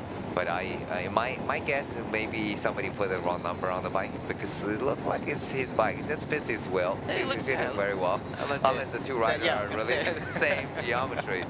That happens as well, right? It's like, I mean, for example, like the team leaders having an issue, and then they would normally go, if they can't get to their car quick enough, they would normally just get the teammate's bike, which is roughly about the same size. So, well, it depends. So there have been cases where the GC leader literally have their domestic rider riding the same size bike or similar size bike. So that if something does happen, because nowadays with the wheel change, with the disc wheel, it does take a little bit longer. So a lot of teams just go ahead and switch the bike. But if your team car cannot get to the rider, and then it is faster just to use a teammate bike. So we will find out. That will be at the finish line interview. Maybe we'll get a chance to find out what exactly happened. All right, so we are seeing on screen now, we've got a couple of riders chasing, and like you said, Danny, the peloton is not sitting up, it is still chasing, and I think it's the same, it's quite the same as well. Last year, I remember the race have gone probably 40-50 kilometer, and we're still yet to establish any breakaway, and we are seeing the same structure here today. Peloton is still aggressively chasing Baptiste in front here, riding solo from the Rockets. Absolutely. So we see the roads are a bit wet, so riders are still very cautious, but at the same time cautiously aggressive. Cautiously aggressive. The Peloton is chasing absolutely. They don't want anyone to get up the road and taking the maximum time bonus. So everybody wants an opportunity to at least get the time bonus, and because it's first day, right? There's a lot of jerseys in the stake. You get enough time bonus. You could be taking the points classification, although the points classification, the finishing line point classification has a maximum point. So even there are 3 intermediate, even you're taking all 3 intermediate, but if you don't win but if you're finishing high in the finishing in the end, then you can take the overall leader and as well as the point classification. So everything is up for the play right now. So that's why the Peloton is being super aggressive. No one is letting anyone go. Yeah. So. Although they almost catch Baptiste but they sort of let it go a little bit, and then again, Ayman Rossi is not sitting still. With the same rider, Mitchell Fitzsimmons at the back, followed by, looks like again, not sure, there's another rider as well. 3 of them try to bridge across to Baptiste. Yeah, they're almost reaching right now, back on his wheel. And look like Peloton slows down just a little bit right now. And we covered, look like we covered the 26 kilometer up to now. And from the back, it's difficult to judge from the back because they look like they're just pedaling for a Sunday ride. That's right. But it is Sunday.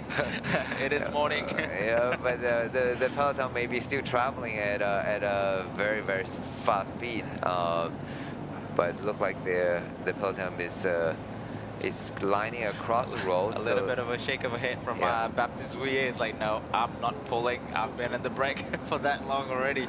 I've been riding solo for a little bit. Give me a bit of a break. Yeah, let's see who is the rider on the front from the St. George team. Yep. Is that Daniel Whitehouse or? Not sure. Judging from his gesture, probably the same person, Mitchell Fitzsimmons. Okay. Yeah, but we're yet to get a clear shot of him until we see his race number. We have a rider from Iceland just behind Baptiste Wuye, and Ayman Rosli again being super aggressive in this first stage of the 29th edition of PETRONAS Tour de Langkawi. Yeah, I think that's the Iceland rider. So 4 rider, and look like Peloton sort of sitting up just for a moment. Maybe they're looking at each other and look at which other teams, which team want to take up the chase. So we talked about a little bit of game poker face. Yeah, so that's a 163. 163 is Nate Haddon. Nate Haddon, okay. Nate Haddon, yeah, 163. And Ayman Rosli? Yeah, same, just got to make sure the jersey is the right number. Yeah, 163. 184. And 184 is a rider from Iceland. 184 is a George Matsui. Oh, okay. Here's a Japanese rider with an English name. That's George right, Matsui. Yeah, you don't get that very often. That's right. No, normally you get it's quite common to get a Chinese with an English name. Okay. You know, like yourself, Danny Feng. But yeah, George Matsui. Yeah, it's good. There we go. So the Peloton, yeah, it definitely is slowing down. That's Peloton slowing down a bit. Of some riders taking nature break. Yeah, that's that is Anders Skorset. Anders Skorset, rider 26 from Uno X. So that is from the race breakaway group. We have Baptiste Wuye from the Rockets. And it looked like he got some bandage on the knee, so he must have had a crash or quite very recently, just maybe when doing the training. Yeah. That's a bit of a bummer, wouldn't it? Like, okay, George Matsui at the back of the breakaway here. Ayman Rosli just about to re-enter into the pace line. Rider 113 from Terengganu Cycling Team, and then just in front is Nate Haddon from St. George Continental Cycling Team. Yeah, they're approaching the sprint right now. So I think they're about a few kilometers. Just 1 kilometer from the sprint line, and that's whoever takes the sprint line will have 3 bonus seconds. Yeah. So I think Matsui and Ayman Rosli will be fighting for the Asian classification. Yeah. And as well.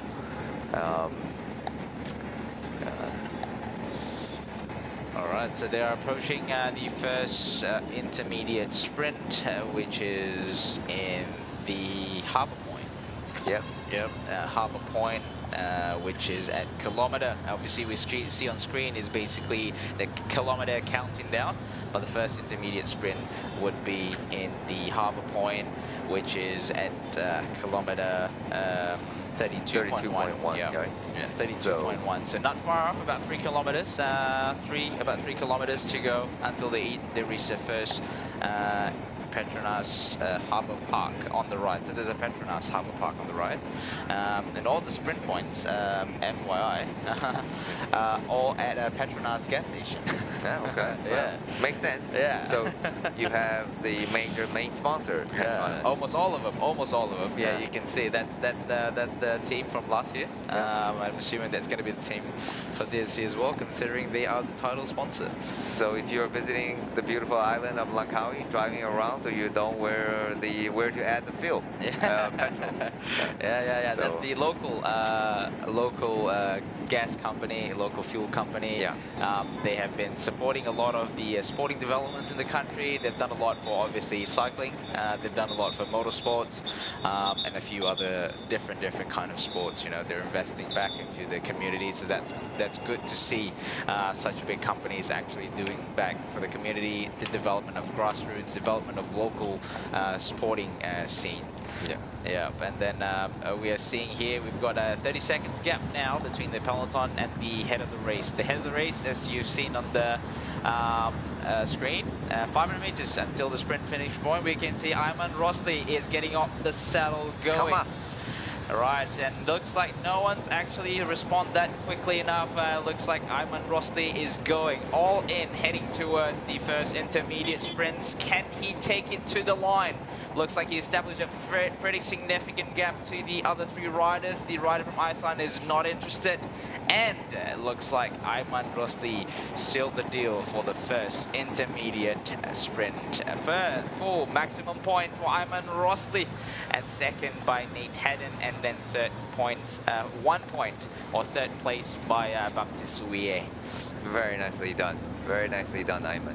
Yep. So then well, the quartet should continue, and then they will be able to, there are still 2 more to go. So I think Ayman Rosli had a very clear target to get on that, get the best Asian classification. Also, possibly he could have taken, also get an opportunity to take the points if he finished very well in the finishing, but unlikely. So we just saw briefly the beautiful blue sea of Langkawi Island. So they are just right around the harbor, with the finish line with the harbor point. So they're obviously next to the harbor, but you can see the beautiful blue, green, emerald color sea. So that's a major tourist spot. So again, Langkawi Island, the race was launched by Tun Mahathir, and now the goal was to really to showcase the beauty of the Malaysia, and the Langkawi Island is definitely a jewel of the Malaysia tourism. So if you ever get a chance to visit Malaysia, I certainly encourage you to make a stop at the Langkawi Island, because it is one of the most beautiful nature park and nature view of Malaysia. So certainly, as the Peloton is going through, you can see the beautiful harbor. You can enjoy the beautiful sights, the sceneries, and also a bit of wildlife, and then bring a bike and go right around the island of Langkawi. Right. It's absolutely beautiful. And also the food, right? The food in Langkawi, Malaysia is also famous for this food and mix of culture. In Malaysia, we are blessed with Malay, Indian, Chinese food. There's a mix of Nyonya, Baba food as well, and it's wonderful. I mean, I lived in Malaysia for over 20 years now. All right. I never get tired of the food, right? So it is wonderful to enjoy. I definitely. Can you sort of like recommend? Like, you've been here for 20 years. What's your favorite ones? I like seafood, so anything with like chili crab, that is certainly, the fish certainly are my favorite. That's good. That's good. Right. So so a little bit of an info from Langkawi. Obviously, my mom-in-law is from Langkawi. Wow. Yeah, my mother-in-law is still in Langkawi. Some of their family members still in Langkawi. They live not far from the airport. But for all of you out there, it's Langkawi. It's not just an island on its own. It's an archipelago. It's an archipelago of about 99 islands. Right, and then there, obviously it's famous when you reach the jetty at Langkawi. You see this. Sorry, I just cannot not see the sketchy turns they had to do just now. They had to be pretty careful. You don't want to crash. Once you crash, you're just not sitting the same on the bike anymore. You're just not pedaling the same anymore. So you have to be a little bit more careful going into the corners. It's always a bit more. It's always a wise decision to be a bit more careful taking into the corners. You see a lot of these painted white lines. You definitely want to avoid those. And before we continue talking about Langkawi, 1 minute and 30 seconds, the biggest they've got so far for the breakaway. So definitely the Peloton is sitting up, and they are not picking up the chase just yet. it is quite significant gap of 1 minute 30. So you saw 30 seconds probably just a couple minutes ago, and then quickly grew up to 1 minute 30. We'll see later who is going to take up the chase for the Peloton. I think everyone is kind of looking at each other, but I think they want the Team Astana XDS to come up to do the chase, but I don't see them committing just yet. But meanwhile, guys are going through a bit of turns, and here we go. We can see Tudor and XDS, Tudor and Uno X are on the front, just trying to set up the chase. So we just saw, here's a replay of the first intermediate sprint that's taken by Ayman Rosley of the Trengganu cycling team on his, I have to shout out, on his custom painted national color Polygon Helios bike. Yeah. And it's a new model this year, and it's a very nice bike. In fact, I ride the same bike. You just bought the same one, didn't you? I bought the same one because it was such a nice bike to ride, and certainly one of the best bike I ever ridden. Oh wow, wow! And what you had? I mean, obviously you've ridden for a very long time. Must have been a quite a different experience, right? Yeah, it was very it was a bit of redesign. So it was a new model for this year, and they definitely stiffen up the front and stiffen up the bottom bracket as well. And they also did a lot of aerodynamic work on the frame, so it actually kind of looks like the Cannondale, but it has a shaped down tube, arrow shaped down tube, and arrow profile, and a nicer fork. I think a wider fork. As you see the UCI, a lot of the bikes are going to a wider front fork, and they kind of provide more aerodynamic flaring for the riders. And you've seen that. I think the Cycling News just tested it like the most aero bike. And the winner was the Factor, the prototype with the almost like the Trek type like of those, the fork, like the Lotus bike. Lotus bike, by yeah. Team GB, Yeah. So, and I think the UCI quickly come up with rules of how wide the front fork can be, because obviously it does provide a certain aero advantages as well. Yeah. And you look at the lineup of our breakaway. I guess Cannondale is probably, everyone knows Cannondale. They've been around for a very long time. They're quite a commercial, big brand, whereas the other three bikes in the breakaway at the moment are not your, I guess, top tier conventional commercial bikes. You have the Polygon from Trengganu cycling team. We have the Dare bikes. Obviously, Dare was so-called made famous by Uno X back then. But yeah, they're still not a big brand from China. And also St. George on Pardus. Yeah, Pardus is also a brand from China, and they're not even using a conventional group set. They use a Magene. I believe it's a semi-wireless group set, right? Yep. How technology have come.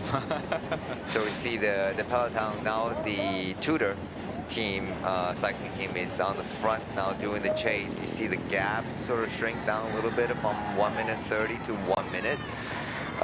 So Albert decline. So it shows ambition and not wanting the breakaway to take away all the bonus, and what also they want to keep a relatively smaller gap control for the bunch finish.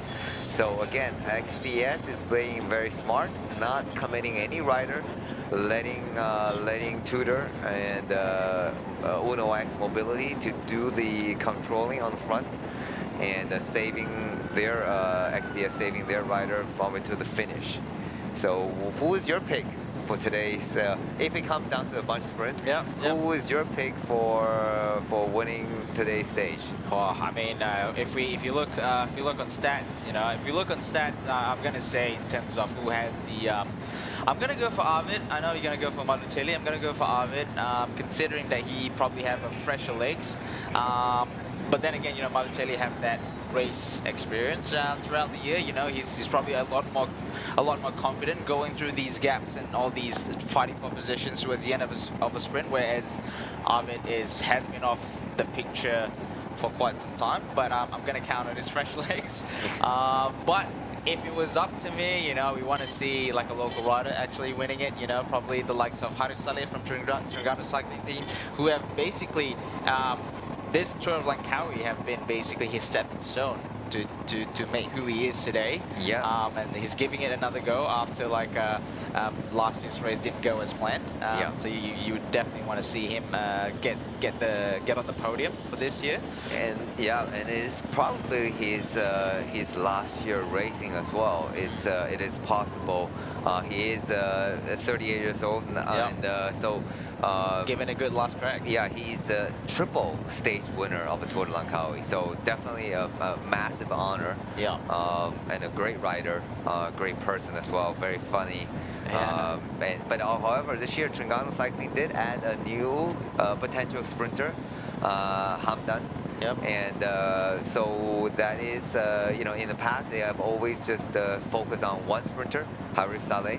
But obviously with Harif getting a little bit older, and they are preparing the next generation of sprinters. So Terengganu Cycling certainly have a history of great sprinters. Yep. So now it seems like the baton maybe being passed over to Hamdan. So we will see. So Hamdan had won a race in Turkey. As well, so he's certainly a rider, upcoming sprinter. So we certainly hope he can put up a good fight for the end. But it looks like XDS decide to put up their rider. Maybe their DS Mark Rishaw is listening in the YouTube. So he said, okay, well, it's time for us to commit. Because a lot of time, right, in a professional peloton, there is an etiquette. It's like, hey, if you have a sprinter want to fight for the finishing line, you should commit at least one rider to do some work on the front. So that way it feel like I think there's a professionalism, like it's fair, right? So you cut your team worked. So you get a stage win. It is respected. If you don't do any work and then you just go and sit in for a free ride and for the finishing line, the pro guys, the pro peloton doesn't really like that. And it's amazing. They are competitors. The teams are competitors with each other, but you race in and out all year round. So sometimes you're allies and sometimes you're enemies, competitors. Not enemies, but competitors. But rivals, right? But generally they are very professional. Because in a bike race you never know what's going to happen. That is true. And it is a different situation. One moment you're allies, one moment you're rivals. So they are generally they're very professional. Some days that you may need help, and some days I need help. So. And I know the mechanics. They're very friendly with each other. So, So they help each other out. And whenever they can, they're missing something, they need a part. Because you go to a bike race, and you're not going to be able to bring the entire toolbox garage. That is right. So someday you need something, they ask each other. So it is a very nice community. I mean, it's really fun. If you ever get a chance to travel with the pro teams, it is like you see the riders, see the different people, and there's definitely a lot of a friendship and a camaraderie. So it goes very well, and it's really enjoyable. I think the way you look at it is like, yes, we're racing each other, but at the end of the day, we're just trying to put on a good show together. Put on a good show, put on a fair fight. Put a good image of cycling and how the people that are actually watching it can make it an example. Like, oh, the pro riders are doing this. The pro riders are actually, they're competitors, but they can actually work together. They can actually, give respect to one another. Although they're competing for, like a lot bigger prize money. You know what I mean? And that's what they do for a job. I truly understand when you say about sprinter. Like you go on your Sunday or weekend rides, right? You got one of these mates that just sit in the whole ride and suddenly come to a sprint point, suddenly sprint you. You're like, you're not gonna like that guy. Absolutely. I was like, where were you the whole ride? Right. And then come to a sprint point, suddenly he sprints everyone else. Like, I don't like that guy. Right. So the professional guys, they're really great. It's the unwritten rule, I suppose, right? And also the riders, they'll move teams to teams. So some days, your rival team. Just like you just look at Maricelli. He was fighting with Gallup, last year. Yeah. So, you know, they're opposite team, and now he's within the XDS Astana team. So, I mean, if you've not been a good sport last year, you know, the whole team's not gonna like you this year. Yeah, absolutely. So that's why all these guys are super professional, and that's what it makes that you racing fun to watch and also safer.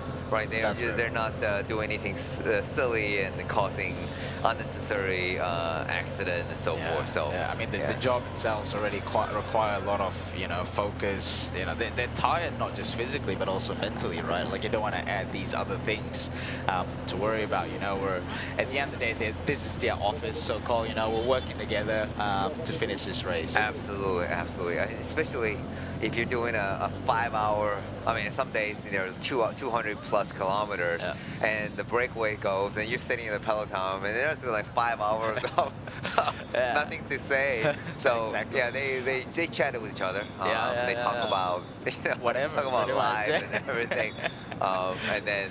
You know, but then the moment, you know, when the time comes to the racing, the critical part, then immediately game on. So that's how these guys are. Like you said, it is their office. Pretty much. So they make it a nice day of working. Yeah. So that's just on the screen is Baptiste Vuillet from the Rockets.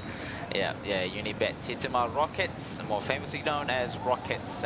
They've got some pretty nice style combination here. Yeah, it's a wet and wild ride. It's going to be a fun job for the team mechanics afterwards. Yeah, I see that it's getting drier. So thankfully the rain has stopped, but you can still see raindrops or splashes from the roads. So a lot of riders, they will have a very dirty bike. And talk about Mark Rishaw. Oh no, that's the conformer. Sorry, conformer. Yeah. There it goes, team car. The joy of sitting in team car. Yeah. Like, it's not that easy. People thought it's easy to drive in the team car, but it's actually not that easy. Like, you have to drive, and at the same time, you have to feed the rider, and then also you have to make sure you're not hitting the other team cars. Yes. And also, try not to hit the other riders that potentially over there, you know, taking the feed from their team car, right? Absolutely. I'm sure you've had some experience, you know, in the team car. Yeah. Like, what's the most scariest, or what's the one that is appealing to you? Do you have any one experience being in the team car that appeals to you? Personally, I love driving the team car, being in the team car. Right. Because you feel like you're actually really involved in the racing. Okay. You know, and it's funny, a lot of DSs become, they always talk about, there's a race up front in the Peloton, then there's a race among the DSs in the team car. I bet. But generally, most of DSs, and they're very professional as well, just like the rider. Most of them are ex-riders. But I like driving the team car. It's you know, you're actually very involved. You have the race radios from the you have the videos, and nowadays you have the videos and the race radios. You're constantly talking to the riders. You hear what's going on, and the riders provide you the feedback, and you feel like you're part of the racing. But also, it's not an easy job by any means. You know, you got to feed the riders, so the rider coming back, and then whenever today is a relatively cooling day, but in the hot days, and sometimes you get 5-6 teams want to feed at the same time. Yeah. So everyone are fighting to get to the front of the line. In order to feed their rider, so their rider, so your own rider drop back the minimum, so they have a lesser time to get back to the group. So everybody fighting for the front, and then you have the rider from behind and the left and right trying to come pass by you, and you're trying to keep your line straight without hitting the riders. Yeah. And then when your rider trying to grab a bottle, then a lot of time the DS give him a slingshot just to get them back to the get it back to the sticky speed. bottle. A little bit of a sticky bottle. Sticky bottle. So there's a way to do it without ripping off your arm. Right. They're, you know, when the riders are carrying full load, and they're trying to get a slingshot, and they're just gonna grab onto your hand and grab onto the bottle. That's right. And you have one hand on the steering wheel and one hand trying to give them a sling. Yeah. and not to break your arm at the same time. That's But most important, you got to watch out the rider from the behind, and that's where you don't see rider may come up, and where some incident where you see like a lesser. Generally, you want to pass the team car on the right side, especially if you're driving on the left side, so you want to pass on the right side. But some inexperienced rider will trying to get through on the left side, narrow part, and then it's really dangerous. And I think I had to talk to a few teams, telling them that you need to tell your rider to go onto the open road, so to avoid the cars from going, turning to the left and then hitting the rider. So that is most stressful, especially in a mountain stage.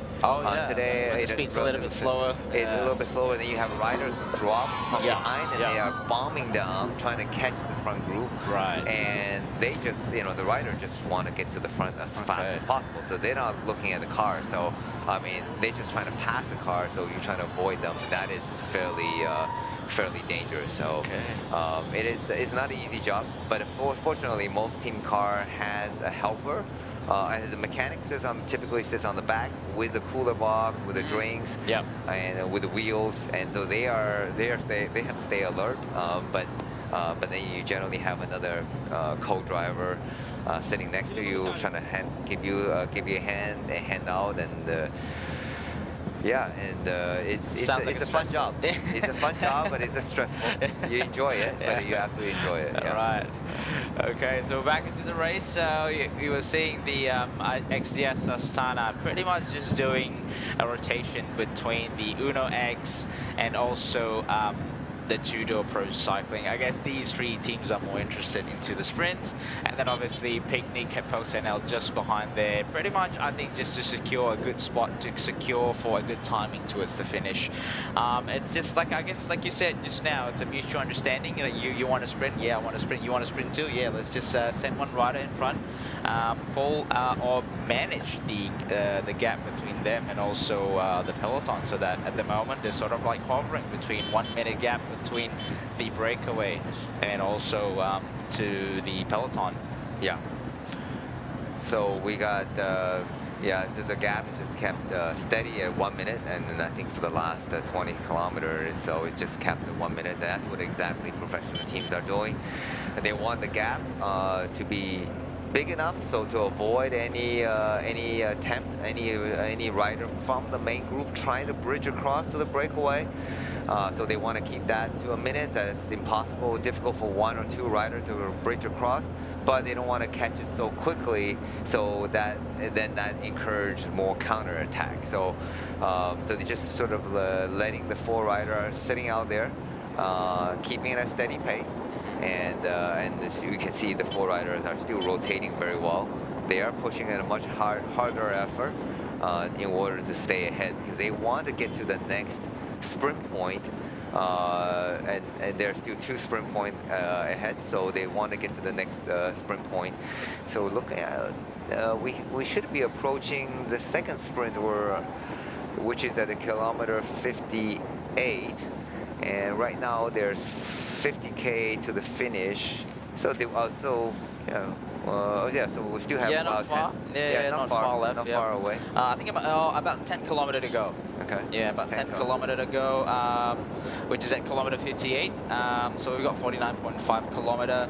So it should be roughly about 38.7 kilometers to approach the second intermediate sprint point in Bayas, which is the opposite, not Petronas Station, Sekolah Kebangsaan Bayas on the left, which is like a primary school in the town of Bayas. So we are seeing these breakaway rider riding consistently with one another. At the moment in front, George Matsui pulling the turn. So the key for these breakaway riders to ensure that everything rides smoothly, you're not killing one another, quote-unquote killing one another, is to ride, a consistent pace. You don't surge when the front guy pull off, just trying to maintain a pace, because once you go into, obviously the professional rider are good at, going into the red and coming back, going surges between different energy zones. You don't wanna play that card, and also it also creates a bit of a bad vibe in between the working people in the breakaway. You know, like, why is this guy surging? Is he onto something? You know, you want to keep that the vibe or the atmosphere in the breakaway to work together, one another, until, you know, the point that you want to do whatever you want to do. You know, it's cycling. I've always find it interesting. You know, you don't see one sport that is similar to cycling. You know, you are teammates until you're not. You're friends until you're not. Like, for example, right? Everyone probably have very different missions. These 4 riders in front. You know, everyone would have different missions coming into this race. But like for now, we're friends. Like, we're gonna work together. You know, no fun games. You know, don't try to be funny with me. We're trying to work together. I don't know, probably until the end of the stage, and then you can carry on with whatever your ambition is, right? Like, you don't see that in other sports where you work together with the competing teams. Right. So it's like you just said. We also said earlier, even teams, you know, you can be rivals or allies in the same race. Yeah. And it's because right now, it is beneficial. So if you are in the breakaway, it is beneficial for you to share the work, because they know there's not individual one person is going to outride 100 rider in the peloton. So it is beneficial for 4 guys to work together and to share the workload, to get to the finish line as close as possible, keeping the gap as wide as possible with doing minimum amount of work. So this is the best way to do it. But however, you know, we've seen it many times in a bike race, if a few riders in the group start to contributing less, we're not unable to contribute, and then a rider in the breakaway may decide just it will be faster to go on his own, so he will launch the attack and trying to drop the breakaway companion, and trying to go solo on their own. So you know, like we talk about in the past, the cycling is a moving chess game. Yeah. Right. So the situation will change. One moment you're ally, and the other moment you can be rival. So it also all these riders are experienced enough to know it is beneficial right now to work together. And whenever anyone stop contributing, or someone start attacking, and that will break the alliance very quickly. Then there's going to be a mistrust discussion. So. But in this case, right now, we're still very far. It's still about 1 hour racing from the finish line, 46.5 kilometers. As you see, the gap earlier was tumbling down just under 40 seconds, about 40 seconds. So I think the Peloton said that's, you know, maybe a little too early, too fast, so it's slowing down a bit. And the idea, I think, I see that the major sprinter team, you have the Alvin Decline of the Tudor, the Uno X and XDS, they decide let the 4 rider take away all the bonus seconds. Right. And they are just they clamp it down to the finishing line, so that they will leave it all their top sprinter going mano to mano, and let them sprint it out to the finish line. That's who are the fastest sprinter. Yeah. So you only get like 3 points per intermediate sprint, right? Correct. If you got the full, if you want it.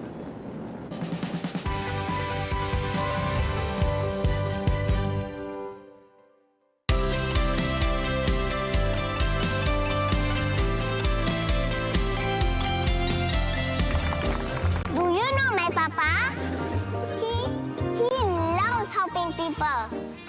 Always makes mama smile. And he can do magic. That's why I love my papa so much. I just use Mr. Rewards. So easy.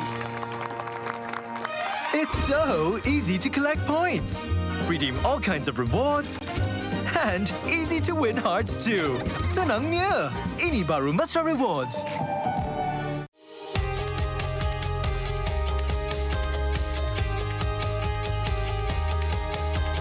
From the first pedal stroke to the final sprint, fueled by Bubbles O2, Malaysia's only naturally oxygenated mineral water. Rising beyond boundaries. Together we ride, together we conquer. Bubbles O2, empowering champions.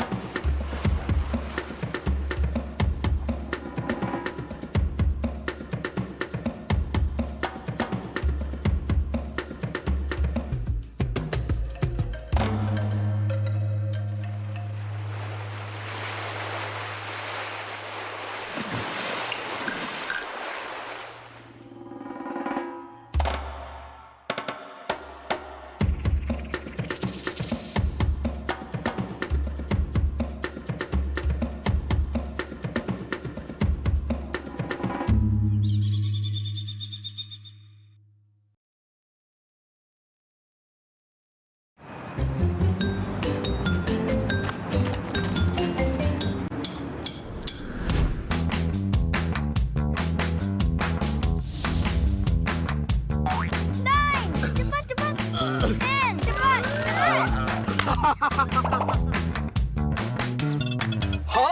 Buat apa tu? Wah.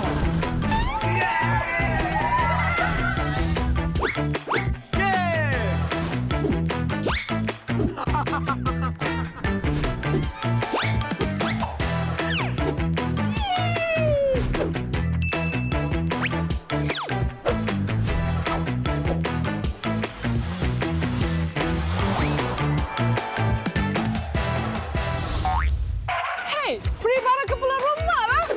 Thank you, Petronas. Petronas, let's go! Ganjaran lebih bermakna dengan Petronas Mesra Rewards. 40 ahli Mesra Rewards bertuah bakal menang voucher beli belah bernilai sehingga RM5,000 dan sebahagian daripada 35 juta mata ganjaran Mesra Rewards untuk direbut. Senang je, hanya isi minimum RM45 untuk kereta atau RM5 untuk motosikal dan masukkan nombor telefon anda di PAM atau gunakan aplikasi Settle. Itu je. Gunalah kad kredit Petronas Visa untuk menikmati 3 kali peluang menang. Jangan lepaskan peluang anda untuk menangi ganjaran lebih bermakna hanya dengan menjadi ahli Mesra Rewards dan isi di Petronas.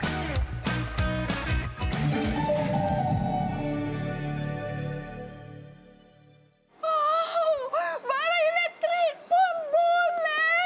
Wah.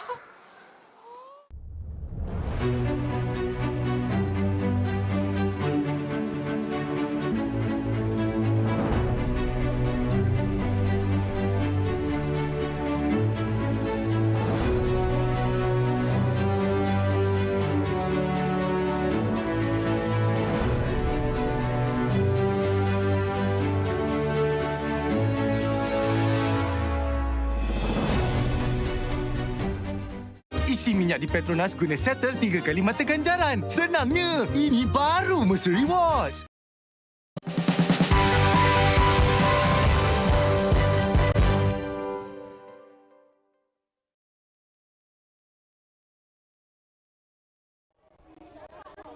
Baik, sekarang ni kita di depan Sekolah Kebangsaan Bayas dan saya bersama dengan Saya Cikgu Azrina. Okey, Cikgu Azrina, nampak meriah murid-murid bagi cheer untuk pelumba-pelumba LTDL. Macam mana mempersiapkan mereka ni? Alhamdulillah kami dapat teamwork daripada guru rumah sukan masing-masing dan kami mengambil masa dalam 3 hari dah minggu lepas untuk buat persiapan. Okey, jadi mereka dapat pelepasan daripada kelas lah. Kami cuma ambil masa dalam sejam, kemudian kami makan waktu koko kami hari Rabu. Alright, thank you, Cikgu. Sorak sikit.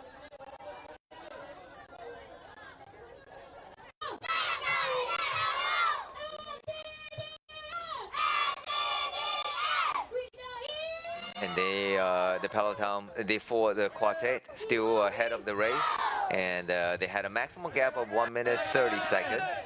And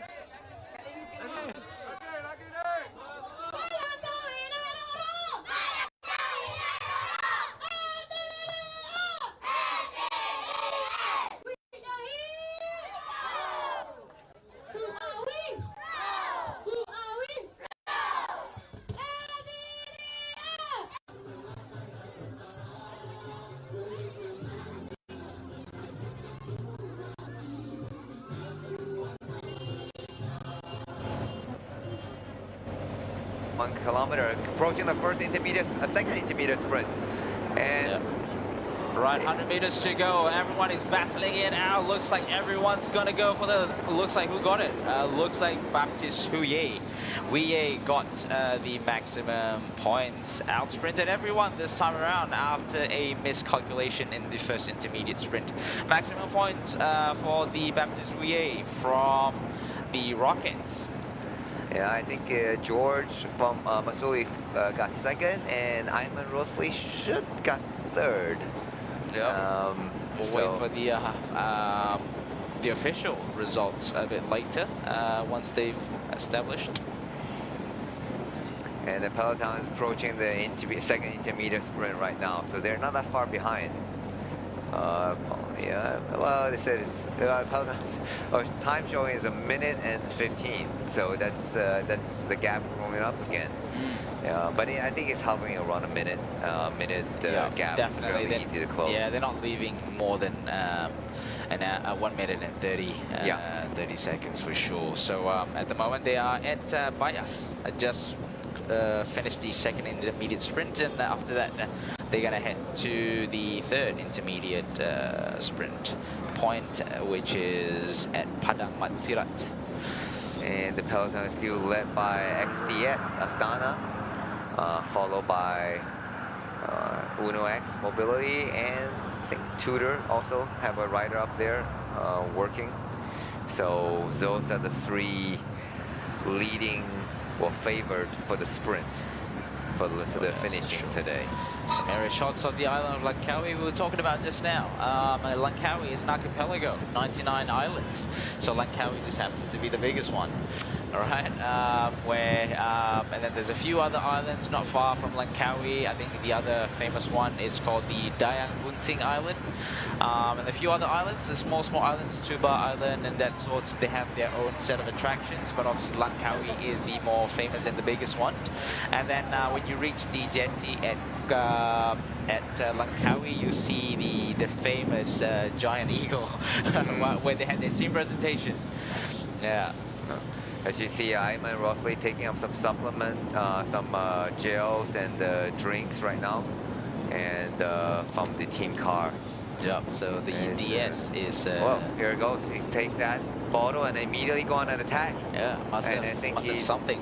Yeah, I think he wants to bridge across to the Bastille. Because we is a solo in front, and looks like the other two riders not interested to bridge the gap. He sort of timed it well when the motorbike actually came across. Yeah, because what happened is because if the gap is not more than a minute, the UCI commission wouldn't allow the team car for getting up there. Right, so right. He took some supplement, and he immediately.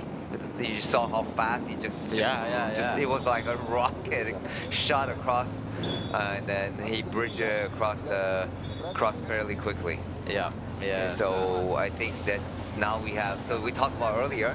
Now your allies, and immediately you're going from ally to rival now. So That's because the two other riders felt the other two are contributing less, St. George and Iceland rider. So they decide to go on an attack because they are slowing themselves down. Yeah, you can see the gap is about. It's not huge. It's only about 10 seconds. No. But here's the replay of the second intermediate sprint.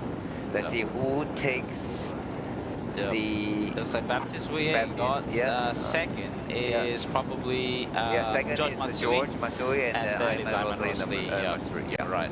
So, but looks like it looked like the two riders are sitting up, and Ayman Rosley and Baptiste have gone up the road. That's right. That's great. Yeah. Good work for the two leaders. Obviously, they had stronger legs, and they were tired of. I think they felt like the two wasn't contributing as much, so they decided time to take a flyer. Yeah. So it's like you want to make sure that you carry the momentum and carry the right speed to make sure that the breakaway would work, and I think that's a good choice. I think Baptiste Ouillet took that opportunity that he have created from that second intermediate sprint. Just carry on the speed, and we can see that George Matsui and Nate Head was not interested to follow along, and obviously probably Ayman Rosley got stuck at the back and probably trying to get some feed from the team car. And he also timed it well when the motorbike came past. Sign of experience. Excellent work. Excellent work by Ayman Rosley. And Baptiste took the intermediate sprint, second intermediate, and just carry on the speed. And meanwhile, the other, he knew the other rider maybe want to take a breather. Typically after the intermediate sprint, there's a slowdown. Then he took the opportunity and just kept going. And I thought Ayman was probably felt is a bit of tired, but then he played a very nice poker game. That's right, He just sort of got a feed, and then immediately after getting the feed in, he just launched the attack, and there was no reaction from Nate and George. So And nice work. So let's see the two rider now. They have a gap of a minute 15. So their goal is to get to the next intermediate sprint of the last intermediate sprint, which is just within another 5 kilometers, and that will be another intermediate sprint. So they can wrap up the maximum time bonus. And which is definitely will put Ayman Rosli in the best Asian classification. At the moment, as we can almost assume he's the virtual leader at the moment for best Asian rider, considering he's unless Hari Saleh wins the sprint, or Hamdan, or the rider from Malaysia, or for the other Asian team, won the sprint for sure. Unlikely. You never know. This is bike racing. That's right. It's the first stage. You never know. There's also that likelihood of these European riders are still not quite acclimatized to the weather in Malaysia. We see that happen in last year's stage, where the previous winner after Langkawi, Simon Carr, just could not race halfway through the whole stages. That could have the potential issues, but I think a lot of these riders, they've been here that many times. Most of the time, they will do some kind of acclimatization sessions to make sure they are ready for the kind of heat and humidity that Southeast Asian racing offers, something like PETRONAS to Langkawi. Yeah, and so that's it's definitely that is a big factor, right? The heat. The modern day cycling, we talked about last year, we talked a lot about aero, and this year the big thing is about heat training, heat adaptation. Most of these professional riders are now doing heat trainings and heat adaptation. So definitely Langkawi, Malaysia, generally being in Southeast Asia, literally sits on the equator. The temperature is pretty much around the similar all year round, about 30 degrees Celsius. But the humidity is very high. That's 100%. And so it's close to 80 plus percent. So it is when Tour de Langkawi used to be in February. Early part of the year, so that was particularly difficult for European riders coming over, because it is pretty much winter in Europe. Deep winter, deep winter, right? The skiing is a ski season, but they had to come here, and then they had to adapt to basically summer temperature overnight.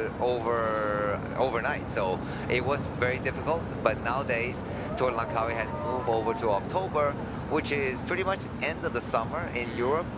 So it is a little bit easier to adapt. So, but however, certain riders prefer riding in the heat, and certain riders prefer riding in the cold weather. So this is different in the riders' individual physiology. Same with altitude. Certain riders adapt very well in high altitude without much climatization, and some riders, despite they've been in the altitude training for weeks, may still have difficulty racing in the high altitude. That's right. So the heat is a similar factor. Some riders love riding the heat. I know some of my friends that I used to race with, they love coming to the heat. It was coming to Malaysia. It was definitely on their bucket list. But some riders who really struggle in the heat, but they excel in the colder weather. Right. I'm wondering, especially guys like from Uno X Mobility.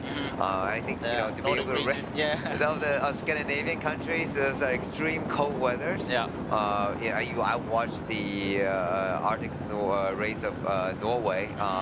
Tour of Norway, and even in the summer, it's quote unquote summer, and the guy, it was still like I think it was like less than 20 degrees Celsius. Like 15, 16 degrees Celsius. So that's just summer in Norway. So I'm wondering how does by Malaysian standard, that's winter. Yeah, exactly. I'm wondering how is Alexander Kristoff? How does he like the heat? It's a good question. I would love to ask him personally. I remember. I think recently I've listened to a podcast. I believe it was an Andrew Huberman as well. Teams are actually using, because the benefit. From that podcast, what I've learned is that they say that the benefit of heat training could potentially have the same effect as doing altitude training, and apparently Australian teams, the AIS, actually are quite the experts in using heat training to simulate the effects of altitude training where you can actually increase the level of red blood cells, which is very important for endurance sports, to carry more oxygen throughout your body. I mean, endurance sports is basically that. You know, the more oxygen you can you take in and convert into energy, the more efficient you get, right? So that's like a new discovery. Yeah, I believe it was an Andrew Huberman led podcast. Yeah. So yeah, heat training is wide. You know, it's a lot easier. So obviously, you could do in the traditional.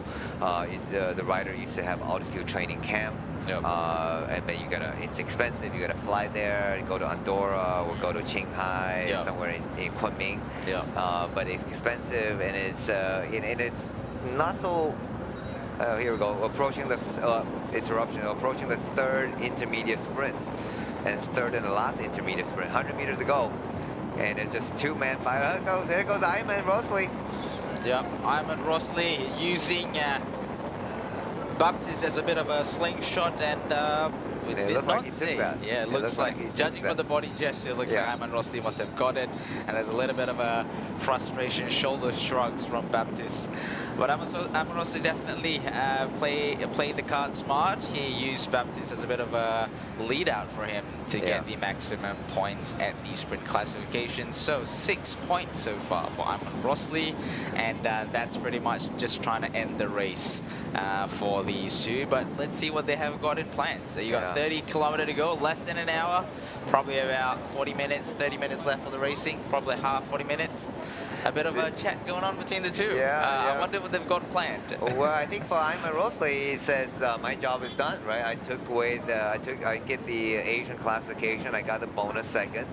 I can literally sit up. You see the time gap is 55 seconds. So with 30K to go, it's unlikely they can survive all the way to the end. So he's happy to sit up. But I think Baptiste is signaling to him like, no, let's keep rotating, let's keep going. I saw a little bit. He's doing that hand gesture. Yeah. Just keep rotating until the end. Like I think. But because they are still the KOM points, so I think if I were Baptiste, then I think the task is on him, right? He's not going to get the points classification, but he's not going to get the Asian jersey. But he has to keep going to get the KOM jersey, and also the most aggressive rider, because he did initiate the attack from the beginning. So in order for him to get something out of it, and he has to keep going to get the KOM, because I'm sure Ayman Rosli is not going to fight him out for the KOM jersey.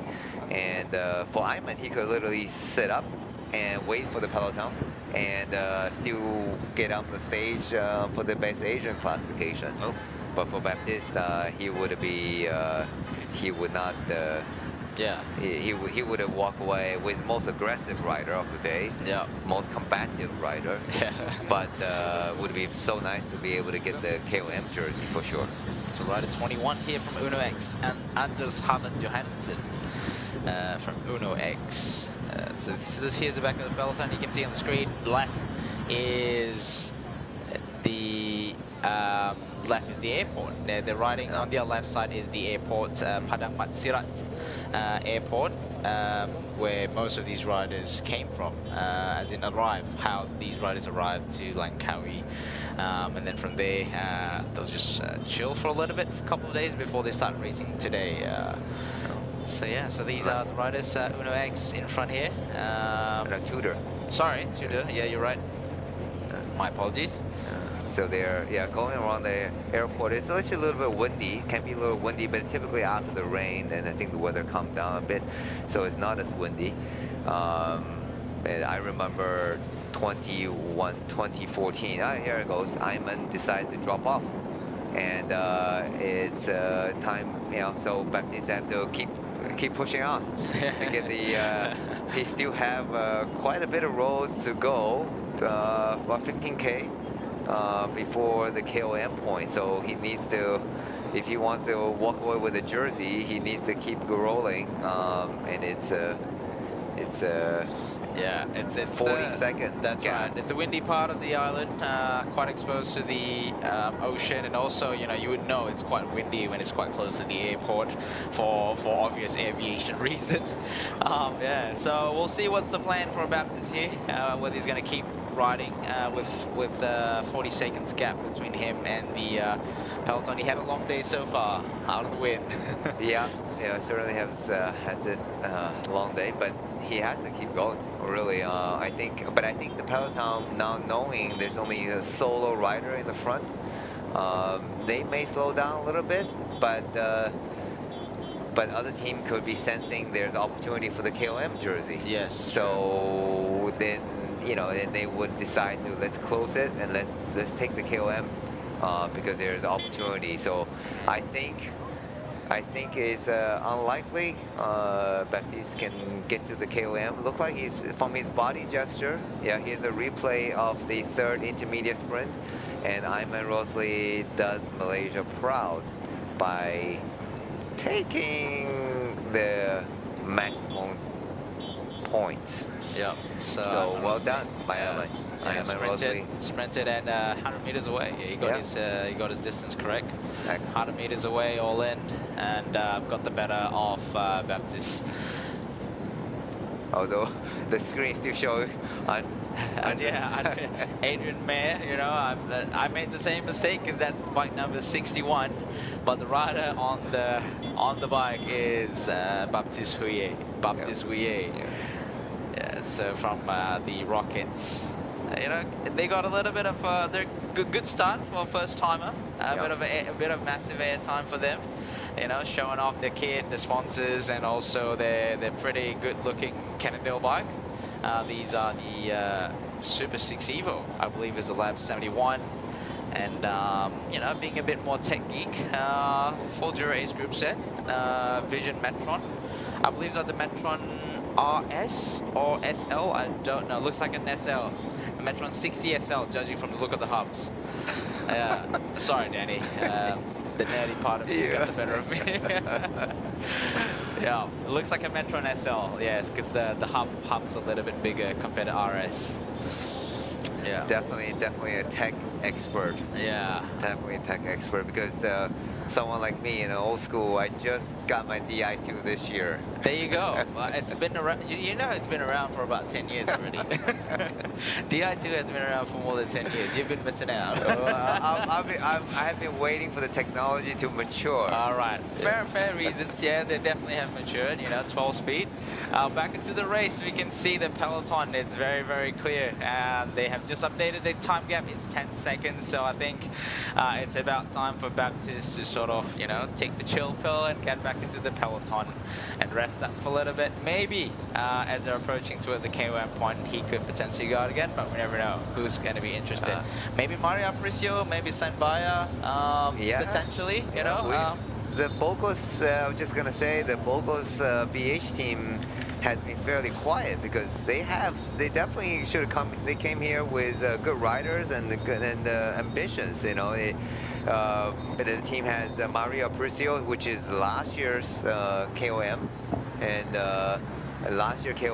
then you also have Sanbaya, the ex-Trengganu cycling team rider from Mongolia, Jambaja Sanbaya, who has been the KOM jersey winner, and so they have two KOM jersey winner. So they must be wanting to retain that. And Sanbaya is a very good rider himself. Yeah. Yeah, so it looks like, as we've expected, when you brought back a breakaway, there would definitely be a counter-attack from St. George Continental Cycling Team. Looks like Ben Carmen, but we don't know for sure until we see the number. So we just got an information from a friend on site that it is actually the correct bike, but wrong jersey number. So we've been a little bit of confusion. So Baptiste Huye have got the whole highlight the whole time, when in fact it doesn't matter. It's Adrian Mayer is the correct one. So yeah, so the bike is correct. The body number is wrong. So sorry for the live viewers. We are just as confused as you are.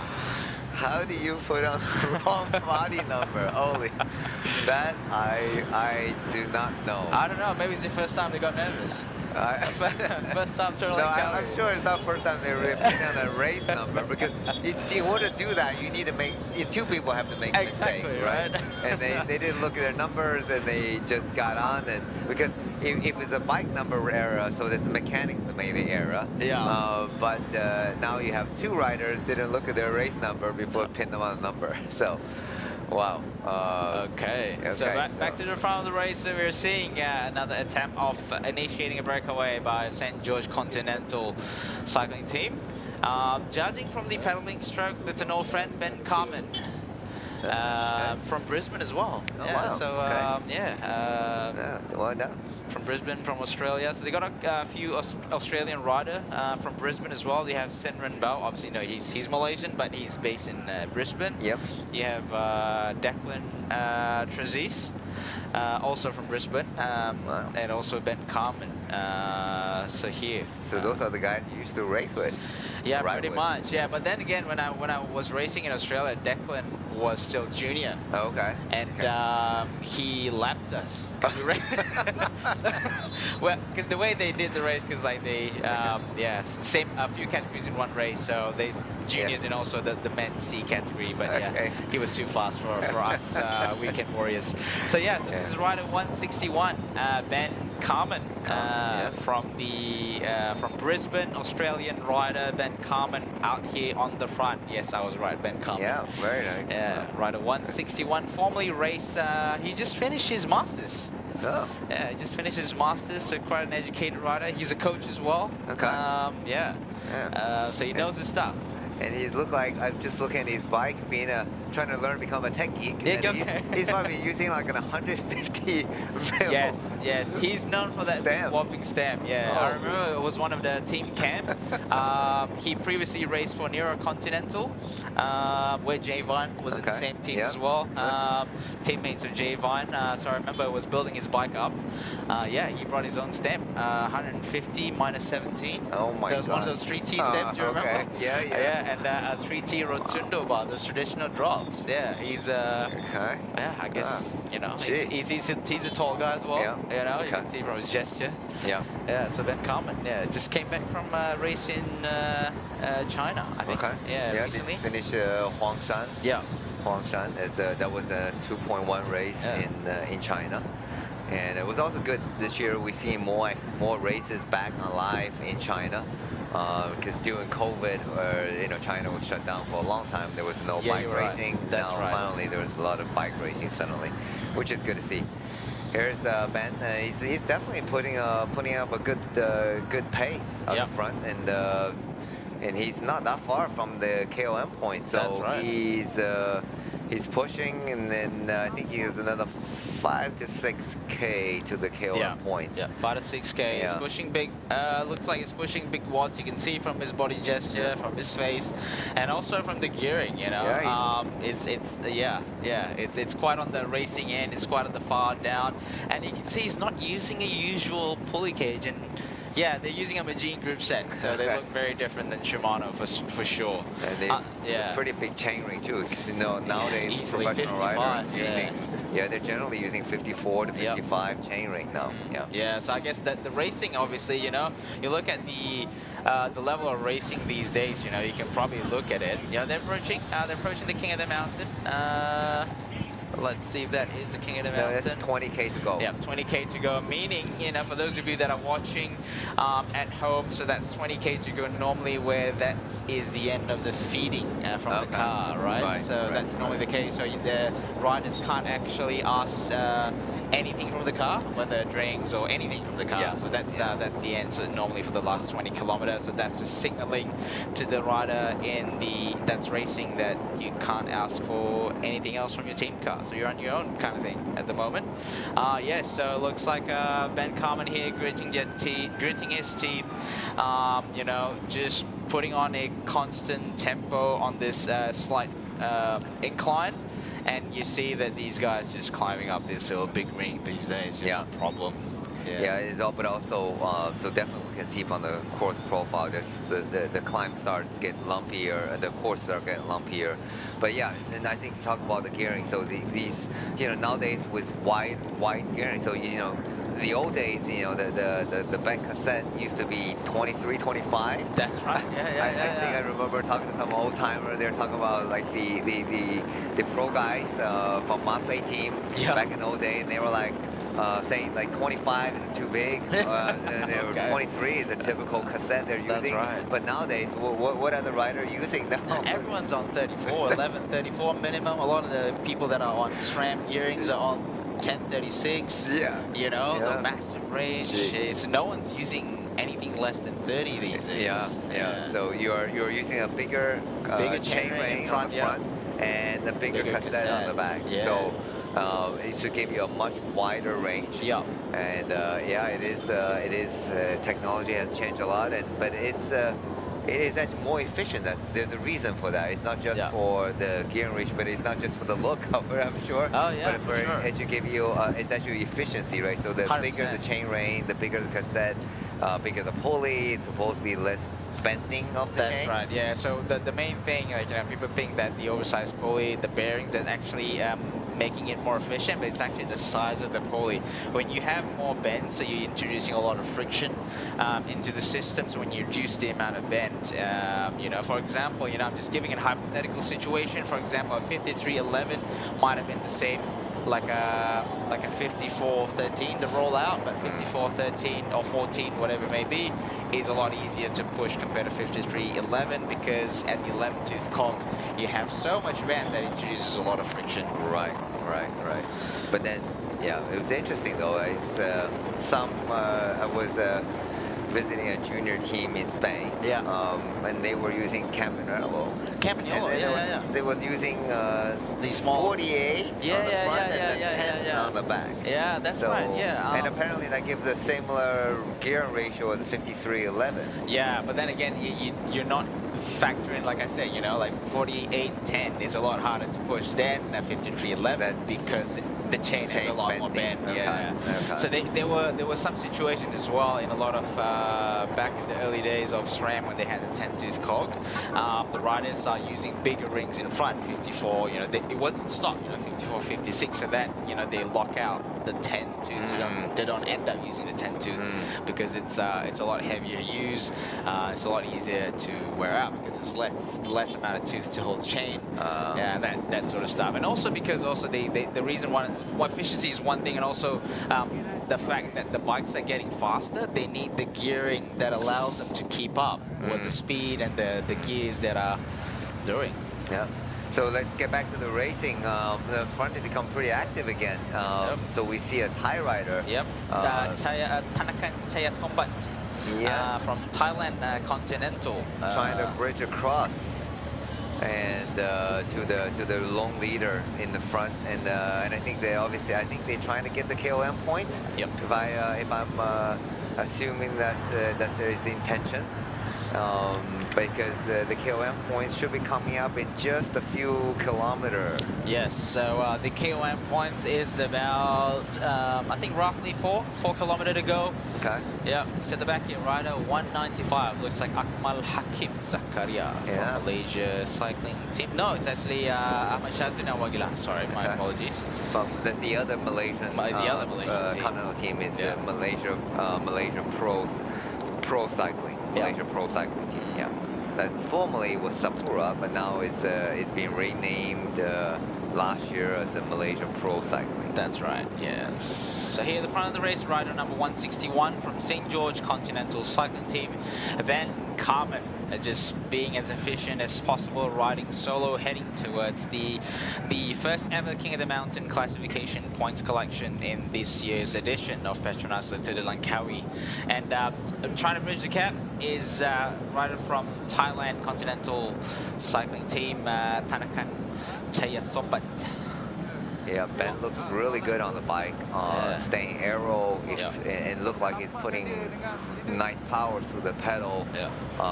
He's definitely a big aero fan. He has that looks like a ceramic speedo size pulley wheel aero. You can see that too. Yeah, man. Wow. Okay.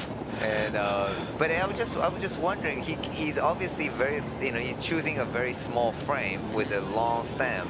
But that's, that's another thing the rider talking about nowadays is stack height, right? That's right. Yeah, so it's actually, I mean, if you were to use a bigger frame, then you would have a bit higher stack height. So that some rider prefer that because I think it is more efficient. For sure. Yeah.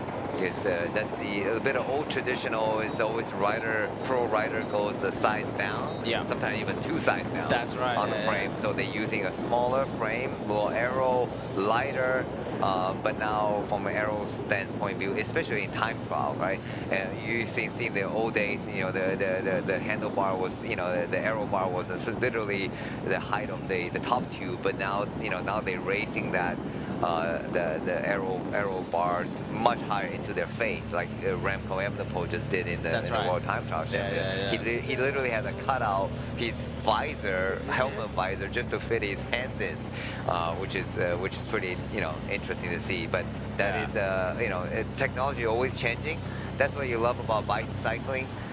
It is not motorsports. That's right. You know, but it is. There's a lot of aerodynamics. So you said the rider going faster. Yeah. So all these small, minor tune-up or minor aero gains or technology gains certainly help the rider go faster, racing go faster, and more exciting to watch. For sure, yeah. So I mean, obviously at that top level, everyone's sort of like, you know, playing on a level playing field. You know, the fitness is roughly about the same.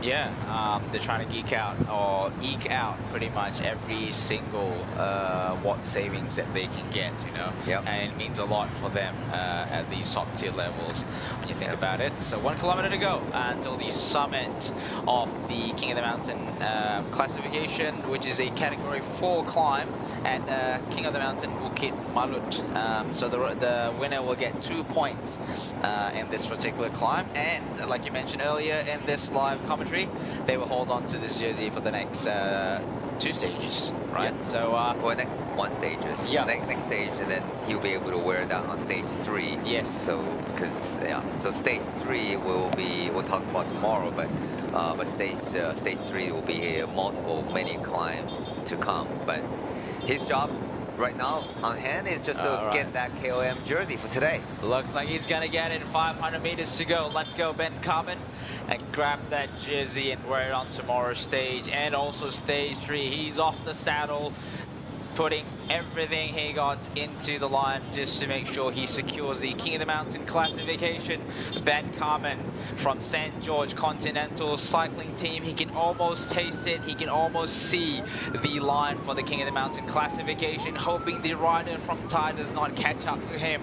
He's having a look back just to see how far he is from the other rider, riding away into the King of the Mountain classification. And I think we can say for sure that today in this first stage of PETRONAS LTD Langkawi, Ben Carmen off saddle, trying to secure that jersey and score a maximum point for the King of the Mountain classification in the first stage of this year's PETRONAS LTD Langkawi. It looks like a rider from Malaysia Pro Cycling, and another rider potentially. Another St. George rider. Another St. George rider, judging from the way he rides his bike, potentially it's Senran Bao. Or maybe Daniel Whitehouse. I'm not sure. Maybe, yeah. But well done to St. George for taking Ben, and St. George. Shout out to St. George team manager Brett Dalton, great guy, and been nurturing and teaching these young Aussie riders, and really nice to have them back to the Tour de Langkawi this year. So well done. They taking the KOM maximum points on today's KOM, and will be wearing the Ben will be wearing the KOM jersey at the end of the day. Excellent. So you have the Terengganu cycling team. Ayman should be taking the Asian classification, and Ben Carmen should taking the KOM jersey. So those are the 2 jerseys that's confirmed. But then 2 other jerseys are still up for the play. That's right. The PETRONAS green leader jersey and KBS orange points jersey. Yeah. As you see, the Peloton are bearing down to the finish line. There's it's just 12K. There's only 10K to the finish line. It's going to be fast and furious. And the 3 riders on the front are just trying to string along as long as possible to get some, I think job is done, just get some more TV time. That's right. You know, that's a lot of the times when a lot of these smaller teams, you know, sometimes they're here for the exposure, while the bigger teams are potentially coming in here for the main results. Either way, whatever a lot of these. That's the thing about cycling as well. Like, for example, if you look like a football match, it's about, you know, trying to win, who get the most goals win. Or like motorsports, whoever wins first wins the whole thing. But with cycling, you can come in with different objectives. You know, some teams come in for the general classification, some teams for points, some teams maybe for King of the Mountain, and some teams, you know, we just trying to stick our heads out and make ourselves known among these big leads of the cycling world. Yeah, and so that makes the cycling actually really interesting. Yeah. And different teams have different objectives, different riders have different objectives. So that's what makes a cycling race interesting to watch, interesting to participate.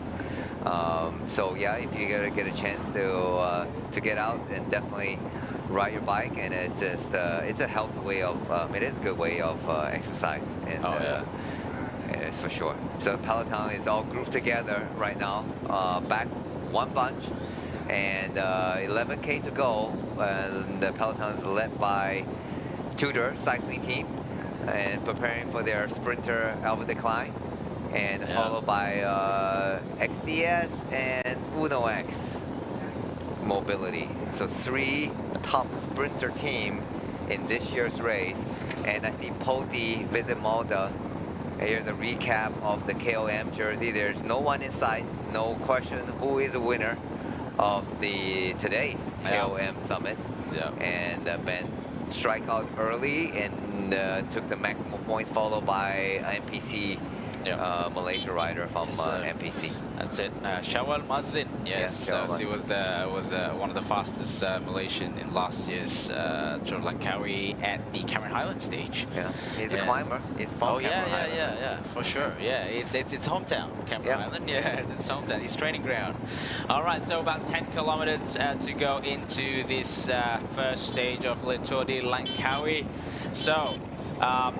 Danny, it's the big teams are lining up. We see Tudor Pro Cycling, we have SDS Astana, and then also Uno X, and pretty much the whole team's just almost at the front half, I guess, first quarter of the peloton. So what do you think, and how this end of the stage is going to play out, Danny? I see Poti visit Malta also moving up, so they are trying to set up their sprinter Panyave, who last year just thought he won the race and lost on a bike throw. Yeah, he raced his chance too early. Yeah, and so they obviously want to reclaim a stage win. So how do I see? This is a time where the teams are all fighting. It's going to get into position. No fighting just yet. Yeah, it's still too early, but it is important because they know the finishing speed. The riders are traveling probably around 48k kilometer per hour. So it's really hard. If you're all the way in the back of the group, it's really going to be hard, challenging to move up to the front, especially in the last 5 kilometers. So right now, if you have sprinting ambition, so it is time to move forward. But we can see Edmund from the Trigano cycling team, the climber, and from Netherlands, he is not going to be involved in that part of the sprinting. I think it's like a mutual understanding as well. Like if you're not going to get involved in the sprints among the professional rider, you just stay a little bit further back. Give a little bit more room for these riders that are more interested towards the sprint finish. Yep. Yeah, and if you're just joining us for the finishing finale of the stage 1 of 2025 Tour de Langkawi, and we saw a breakaway. 4 riders went away at about 30k, and they were reeled back, and with about 20k to go, and then Ben from St. George took the KOM jersey, and now everyone back together in one big group with less than 10k to go, 8.5 kilometer to the finish, and it's going to be a bunch sprint in the town Hua in Langkawi. So it's going to be the calm, what I would call this calm before the storm. Yes, that's so right. Right now it looks like everyone is just sitting in, and with the rider, just as I said, this commentator curse, the rider decided to launch out and go on an attack. Yeah, so looks like a rider from 7-Eleven, judging from the color of the jersey. Okay. Yeah, so I was about to say that the front of the peloton, these riders, these sprinters seem needed to take a good pace to make sure there's no attempt. And there you go. Here we go. So yeah, that is a 7-Eleven rider. 7-Eleven rider, yeah. A continental team from Philippines. So we just, while we're seeing this live commentary, for those of you that are joining us in the live commentary on YouTube, you know, we appreciate all the comments and all the insights that you are giving, especially if you are there at the stage. You know, sometimes what you see on the live feed is what we are seeing as well. So we much appreciate it if you can relay some information. If you have any questions about the race or anything about cycling, feel free to drop it down in the live commentary section. So while we're looking at these the peloton heading towards the finishing line, about 7.5 kilometer. We can see the XDS Astana team, Danny, is railing up the pace, and looks like they've caught the rider that tried to break away from the main peloton. Three teams that are, I guess 4 teams that are trying to line the sprinters up. We have XDS. The XDS, we have the Tudor, and we have the Multivisit Malta, and here's the shot of what it's going to look like at the sprint finish. At least look like the roads are drying up a bit, but that can be dangerous. You have some wet patches and dry patches, but there's a beautiful look of this seems to be a lighthouse or something. Yeah. I haven't been to Langkawi for the longest time. I think last I've been there is exactly 10 years ago. So okay. I have no clue. Or yes, I'm a Malaysian, but yes, I have no clue what Langkawi looks like these days. So a quick look at towards the end of the finishing sprint. So we have a bit of a visual of the last 5 kilometers of the race. We can see there's a bit of a lump, the first 5 kilometer of the race, and then coming into the 3 kilometer, it's going to be a little bit of a downhill run into the 3 kilometer mark, and then it's pretty much a flat road heading towards the sprint finish. And then looks like, judging from the map, there isn't any much chicane, so any much chicane or any much turns or you know, tight intersections. So we are looking at a very fast run into the sprint finish, Danny. Yeah, it's pretty much a straight run into the line, and so the speed is going to be, well, the speed is already fast and furious. It's going to get even faster and more furious. So this is, the riders are probably, I think right now doing about 50 plus K an hour just to run in. This is still 5K, almost 6 kilometers to the finish line. I mean, I'm not even surprised if they are actually cruising at 50 kilometers per hour. You know, like it's not weird anymore to see a professional race averaging 48, 47K an hour these days. Absolutely. It's just another stage. Yeah, absolutely. So you're seeing, you know, the speed just getting faster and faster with the fast, you know, with technology, with bikes and equipment and so forth, and the components. So certainly that's, you know, make the bike racing more exciting to watch, but also dangerous as well.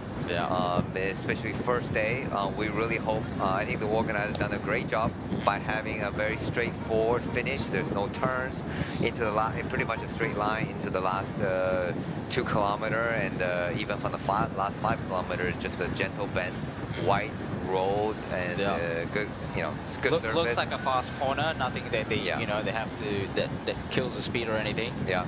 So that's really important, right? Really, and then we see Total Energy and Vini Fantini, and decide to come up to the front and show their face. So they, you know, they're the smaller team, and they waiting for the end to come up and try to bring their sprinter up, and that's. And we see, again, another rider on the front trying to launch, 2 riders on the front trying to launch an attack. One rider from Nusantara and also another rider from 7-Eleven. Click. Let's see what do they think in the last 4 kilometers while the speed is going very fast, but they're fully committed. You can see this rider from 7-Eleven.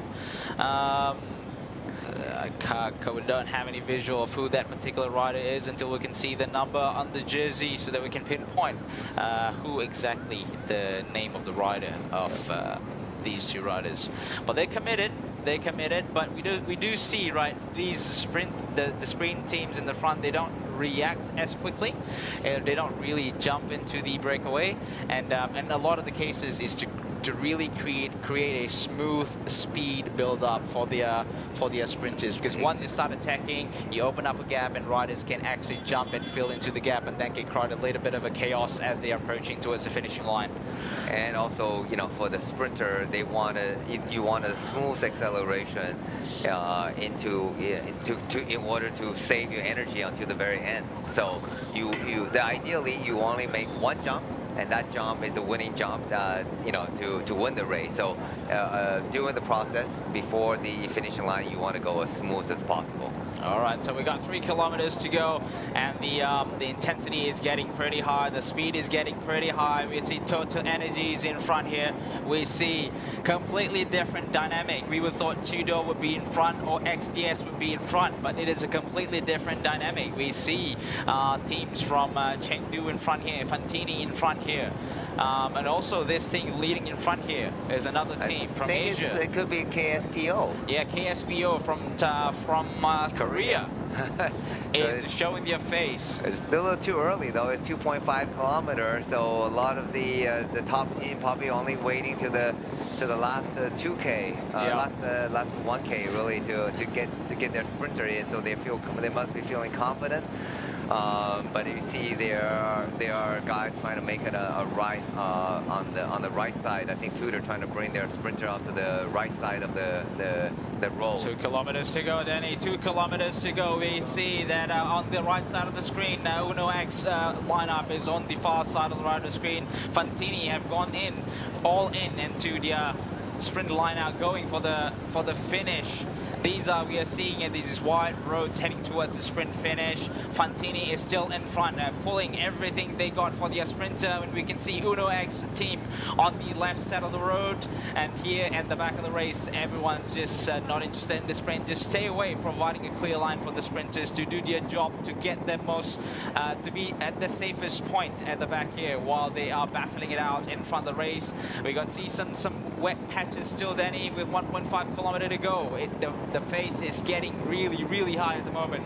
I think if you want to have a contest for the win, you need to be on the front of the peloton right now. At the best position, probably the first 20 riders. 1K to go, 1 kilometer to go. We can see now the Uno X team. We got a glimpse of Matteo Malucelli. Here's an aerial shot. They're heading towards the sprint line. 900 meters to go. The pace is getting faster. It's getting faster. The intensity is getting super high. They are battling it out, finding the right wheel to get off with 800 meters to go. We are yet to get a visual of what the sprint line is. Uno X is very organized. We are seeing a few riders, 3 riders line up in front of the race.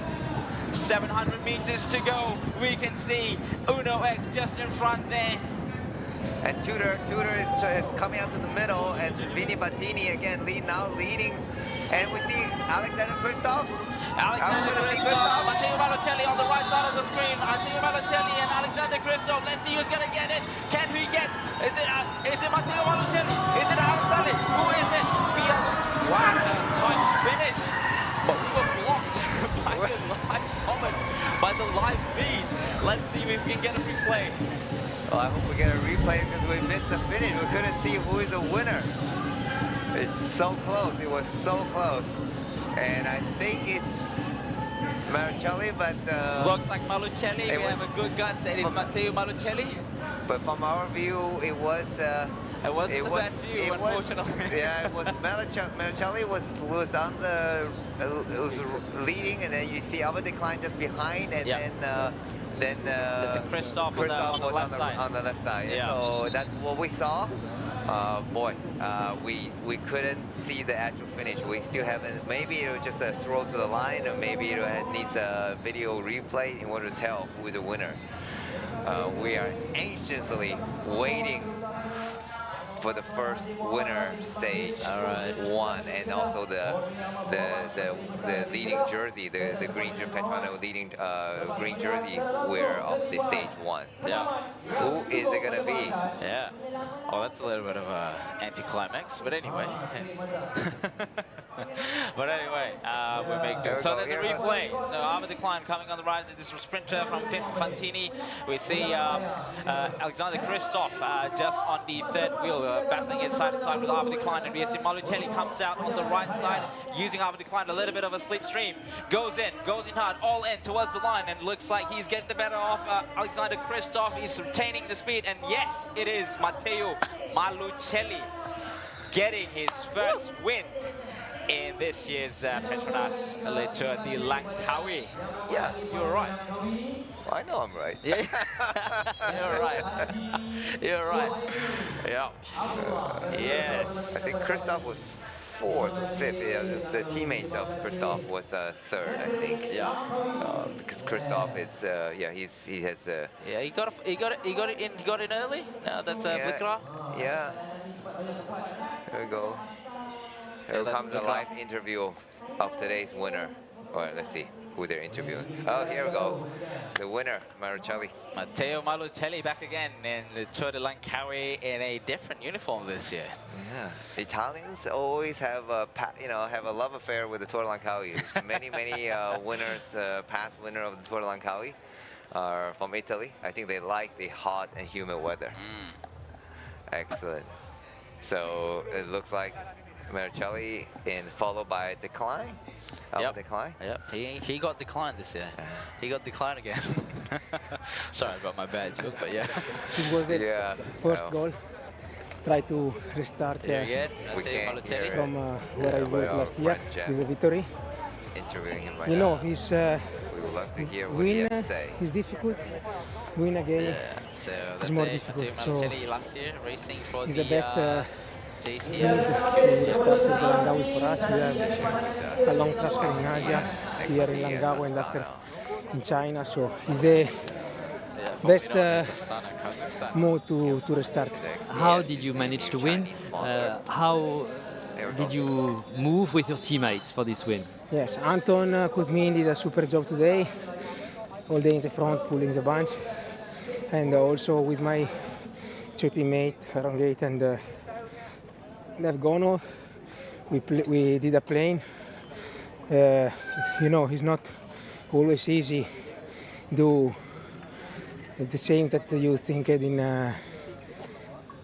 the meeting, but when Christoph passed me on the left last K, I found his wheels, and after I jump out last 200 meters.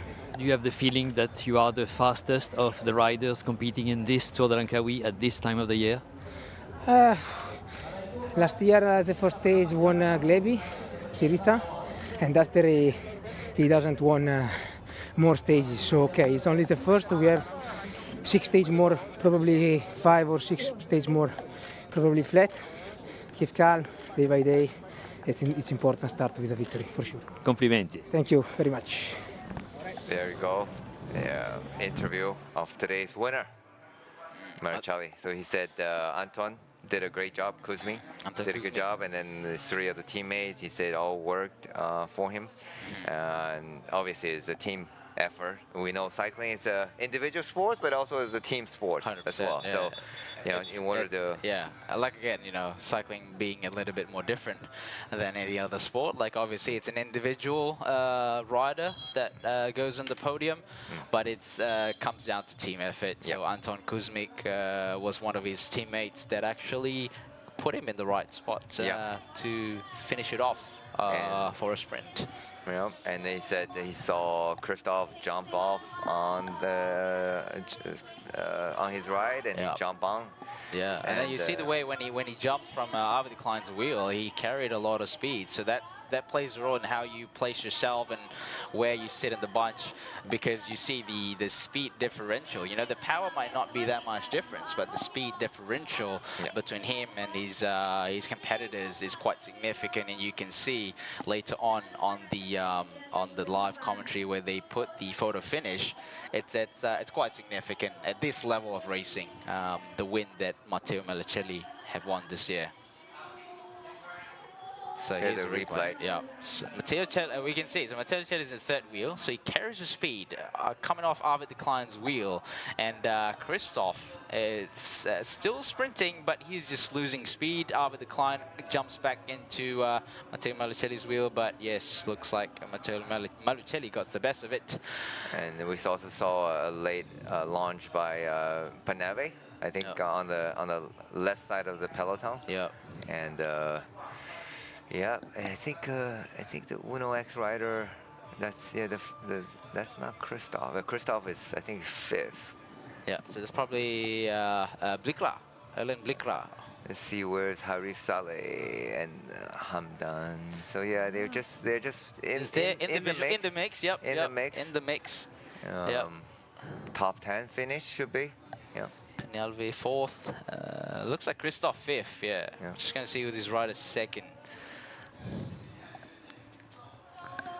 We should get the official result pretty soon. There you go, Ellen Blikra, that's right. Yeah, Arvid de Klein, Manuel Penalve from Polti Team Visit Malta, and we got a few other riders. Yeah, Harif Saleh scored a top 10, 9th position. A good start, probably a good motivation booster to see being in the mix of these top sprinters in this year's edition of Petronas to the Langkawi.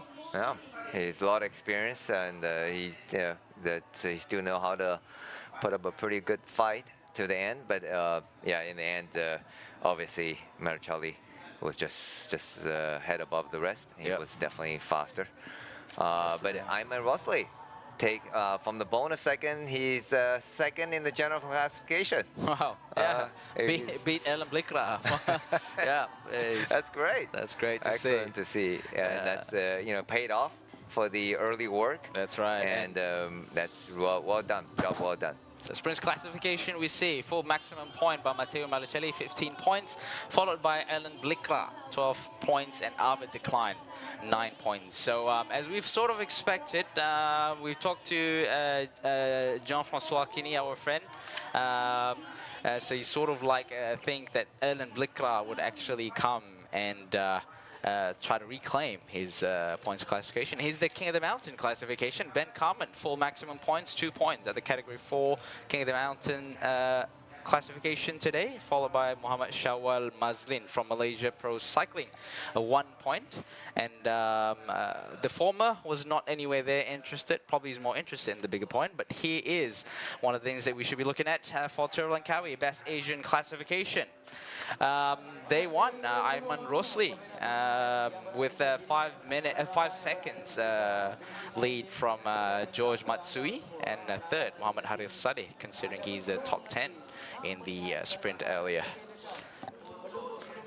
Here's a replay again of the finish. Can anyone want to have a guess of what the speed would be?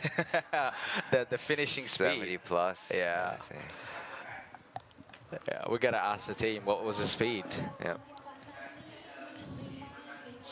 So that's the sprint again. Matteo Melicelli, or more famously known as Malu. A lot of people call him Malu online. You know, see him on his Instagram. Yeah. Malu. Blikra he started early. That's right. Blikra started early. Yeah, he started early, and I think probably, yeah. So. Probably thinking that other rider will be watching. We just saw the time on the finish. So they finished the race on the dot, 2 hours. Yeah, there you go. 2-hour racing. 2-hour racing. It's just a slightly longer criterion racing for them. For me and you, that's like 3 hours. Yeah, 3 hours, 96 kilometers. 2 hours. That's all it takes for covering. 2 hours and 20-something seconds. Yeah. That's insane. There you go. So how much the speed would have been if it was 2 hours? Averaging 40, 45, or more than 45k, close to 50, 48k an hour. Yeah. Fast. Very fast these days. Very fast. Yeah. It's just another stage. Yeah. well, it's just a warm up. It's just a warm up for tomorrow. Warm up. Because this is only, you know, it's only a short warm up stage for stage 2. Yeah. So soon we'll get a preview of tomorrow, because tomorrow, the reason today we started early and finishing up early, so the guys can get and the teams can get ferried over across to the mainland. Because tomorrow we're going to start in the mainland of Malaysia and leaving the Langkawi Island. So they need to be ferried off and then restart. So tomorrow we're going to have a much later start at 11 o'clock. Yeah. So slightly later start tomorrow, giving them a little bit of a rest after late today's shenanigan. They're gonna have a little bit of a rest. Yeah, a little bit of a rest. Like Denny said, you know, everything's gonna pack. They're gonna pack everything up: bikes, staff, logistics, whatever, food, drinks they've got, nutrition, back to the main island, and team cars, team gotta be cars. ferried Yeah, over that's right. across, Team and cars. a lot of work. All the media, motorbikes. Yeah, motorbikes. Everything. Everybody gotta be transported over, but it's still a much easier transfer than last year's. Oh yeah, for transfer sure. over to the east side of Malaysia That's by a right. charter flight. So that's right. This is still fairly. I mean, I mean, if you were to visit Langkawi, want to visit, you can fly there directly. Yep. Or you can go to Kedah and get a ferry. That's about 1.5 hour, 2 hours. There's two options. You can take the ferry, either Kuala Kedah or Kuala Perlis.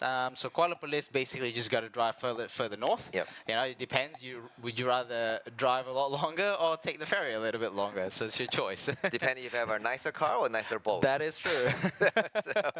If you're the kind of person that have seasickness, you're going to spend more time in the car, like myself. Yeah. They just better fly there. It's easier. Yeah, that's true. Yeah.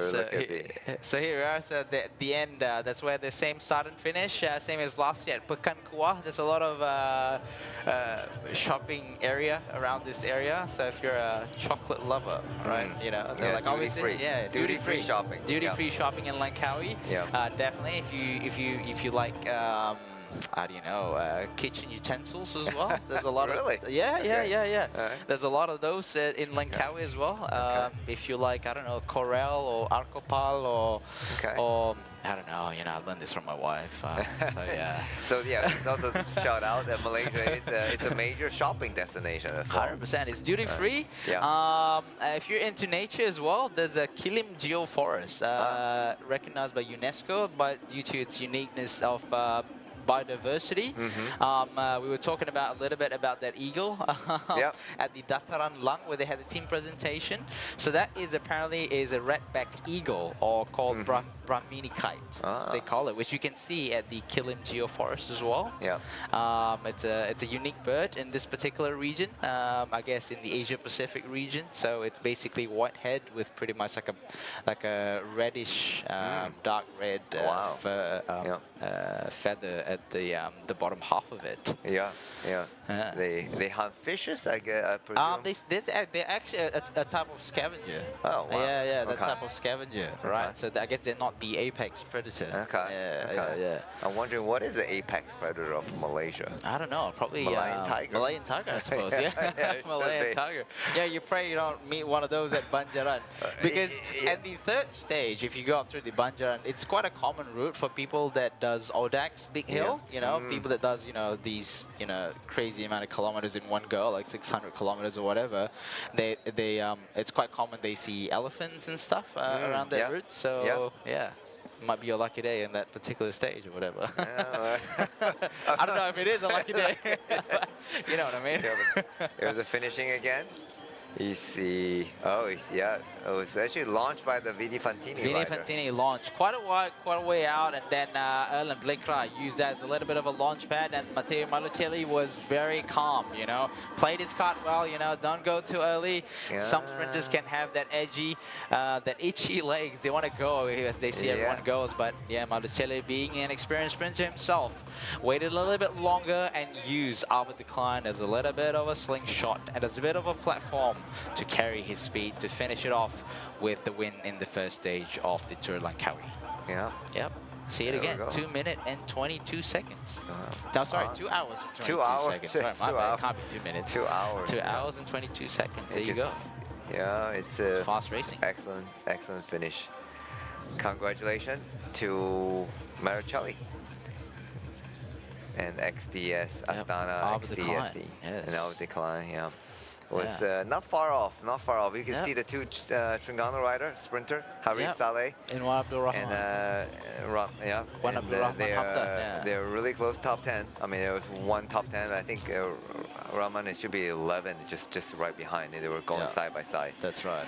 Yeah, it's a good experience, but for the young rider from the Terengganu cycling team. And again, aerial shot of the beautiful island of Langkawi. Yeah. 99. This is, I think there's 7 island, 7, 8 island here. Yeah, we can see here, out of the 99 islands. Yeah. So if you ever have a chance, the island hopping is a major. Island hopping will be a major thing. Oh yeah. Interview. Ayman, congratulations. You are currently second in the GC of Le Tour de Langkawi. Can you explain how you made it? Yeah, just my plan to take some bonus point, and that is my dream to wear in the yellow, but yeah, not lucky day. So yeah, it's good for second place. Yeah, and I wear the white jersey for ASEAN. It's good for me. So tell us about this breakaway. 4 riders in the lead. How did you manage to win the 2 of the 3 intermediate sprint? Yeah, I know I can sprint, but I need to be smart. And then yeah, I get 2 times first place and 1 time for third place. Yeah, it's good for me. First day. Did you know the other riders? Yeah. And then yeah, today is training. Yeah, last year same this road. I know tactical how this road. Thank you very much. Welcome. There's a very happy Ayman Rosli. Yeah, he's pretty happy with how he performed at the first stage. But he was hoping to get a yellow, and he was his dream. It was his dream to get the yellow jersey. So that would have been a fantastic. I think all of us need to rewire our brain. It's not yellow, it's green. Even I was saying it's gonna be in the yellow. Yeah, he got confused as well. So it's Petronas green. That's why he didn't get the yellow. There's no yellow jersey. There is no yellow. There's only the green jersey. Yeah, you were hoping for the wrong thing. It doesn't exist yet. Well done. Kudos to Ayman Rosli, but also the entire team, because it wasn't just his individual effort. He was obviously very aggressive, but everyone on the team was in the breakaway, was attempting to get in the breakaway, and that's and until there was several attempts until the final breakaway happened. So and it was a great job by Terengganu cycling team. Shout out to the staff as well, getting the rider, getting the team up. Here's got another interview for the KOM, Ben from Brisbane. Oh no, it's not a compliment. Alan, second today. A sprinter is never completely satisfied with the second place, but is that still a good result for you? Yeah, sure. But today I was not a sprinter. I was a lead-out man for Alex. So I started the sprint really early. I think about 400 meters out, and that was also the plan. But he never came past, sadly. So that I was second is quite a surprise.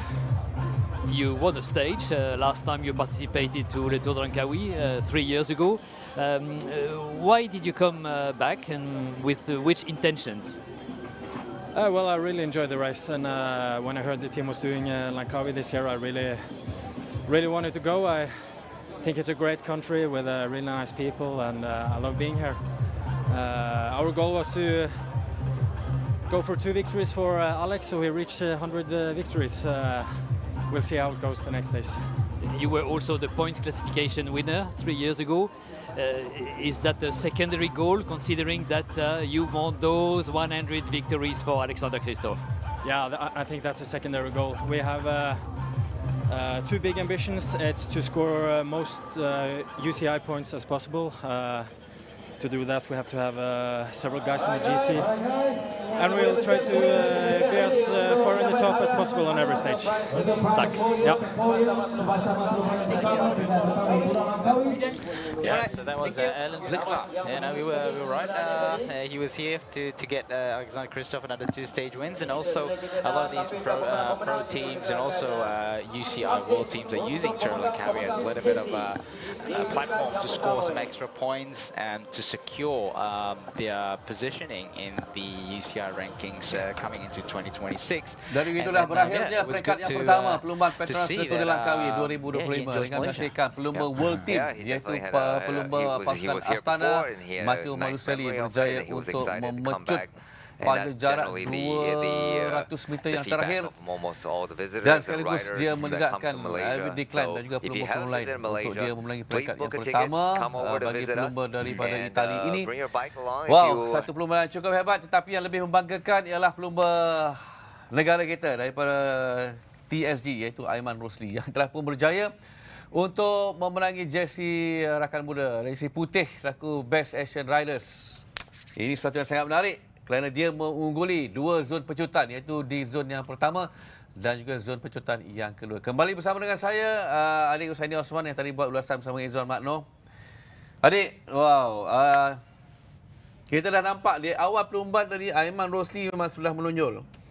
Dia berjaya untuk berada di kelompok hadapan dan berjaya untuk meraih 3 mata di zon pertama, zon pecutan pertama, zon pecutan yang kedua, yang ketiga, sekaligus muncul pelumba terbaik Asia. Baik, kalau kita lihat daripada awal lagi tadi, Aiman dia tidak miss pemecahan. Kita lihat pemecahan pertama tadi, Aiman bersama 4 pelumba yang lain dan ditangkap kembali oleh Peloton. Sekali lagi, 4 pelumba yang lain juga termasuk Aiman berjaya melepasi Peloton dan juga berjaya menduduki kelompok hadapan untuk seketika. Dan di situlah kita boleh lihat Aiman Rosli cuba untuk mencuri extra time bonus yang ditawarkan di zon pecutan dan itu memastikan beliau menyarung jersey terbaik Asia untuk hari ini. Dan harus diingat juga Akbar, Haris Saleh hari ini berada di kedudukan 9 terbaik untuk peringkat pertama ini dan secara automatik Haris Saleh dia memenangi Best award untuk Asian Rider untuk hari ini. Okey, baik, kita terus sekali lagi ke Langkawi untuk bicara penyampaian hadiah kepada pemenang peringkat yang pertama Petronas Leto di Langkawi 2025 bersama dengan Izzuan sekali lagi.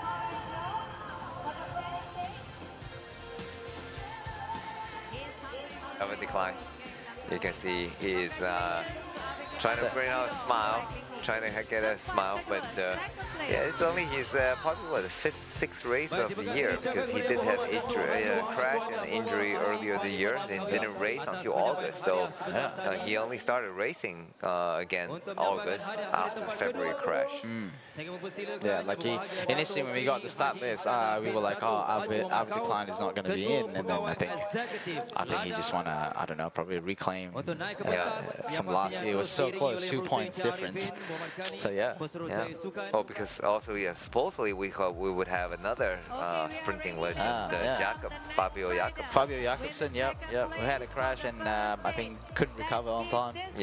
For Tour Langkawi. So had to abandon. Alan Brickwell. The lead out man. The lead out man. The lead out man. This can happen in a bike race, you know. You lead out and then your sprinter, unexpected. You know, your sprinter got chopped off in the middle by another rider, and then the sprinter loses the momentum, and it just tells you like the amount of aggression, I suppose, heading towards a sprint. Like these guys are bumping shoulders, you know, some even like, you know, to a point bumping handlebars, you know, and then, you know, touching wheels and stuff, but they, you know, it's just definitely see the disappointment on his face. He's trying to squeeze out a smile. That's bike racing. It is. You lose 90% of the time, unfortunately. That's bike racing. That's what makes the winning so special. Oh, that's true. You only get that 1% chance to win. Yeah, you can see. I don't know if it's because of the heat or the sun, which is not the case, but yeah, these top sprinters are not quite happy with their results, judging from the face. But yeah, for sure, it's the first stage, the start of the whole 8 stages. 29th edition, Petronas Tour de Langkawi 2025. Give a big round of applause for this rider from Astana team, Matteo Malucelli. There's Matteo Malucelli, the winner of today's stage, and he will be back up on stage 2 more times. Yes, for taking the overall jersey and as well as the leader jersey and as well as the KBS points jersey. and he's the only one that's really smiling right now. So, that's right.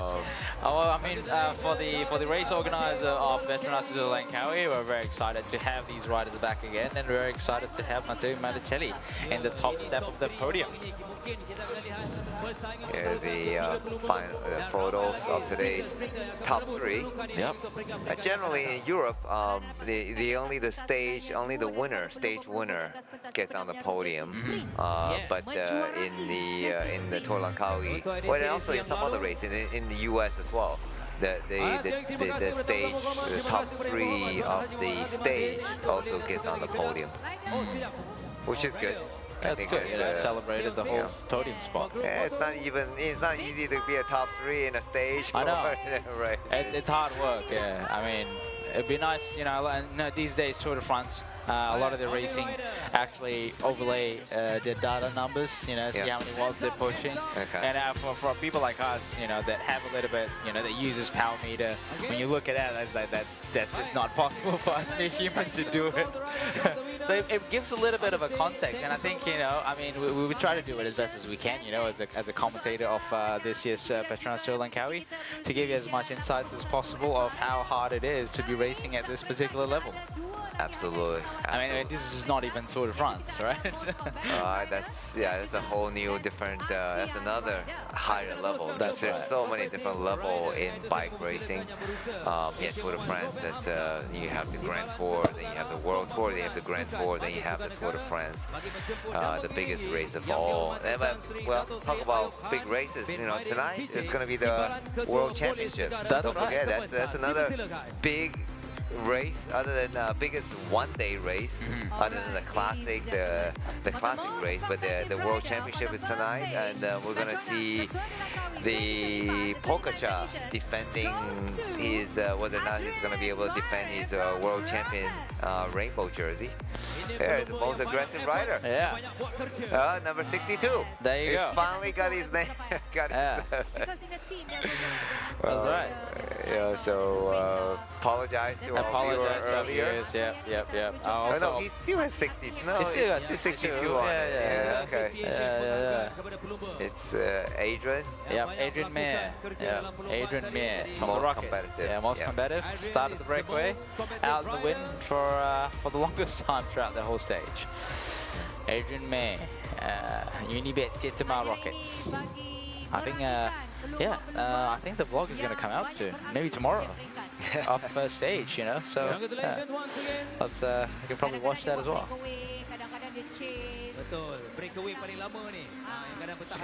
So for those of you that are watching at home, so most combative rider. So what I guess what deems someone to be getting the award of most combative rider then? Most combative. Yeah. He's most aggressive. Most aggressive. He's probably the one launching the attack and initiating the attack, and then he's probably the last one standing in the breakaway, and that's exactly the situation today.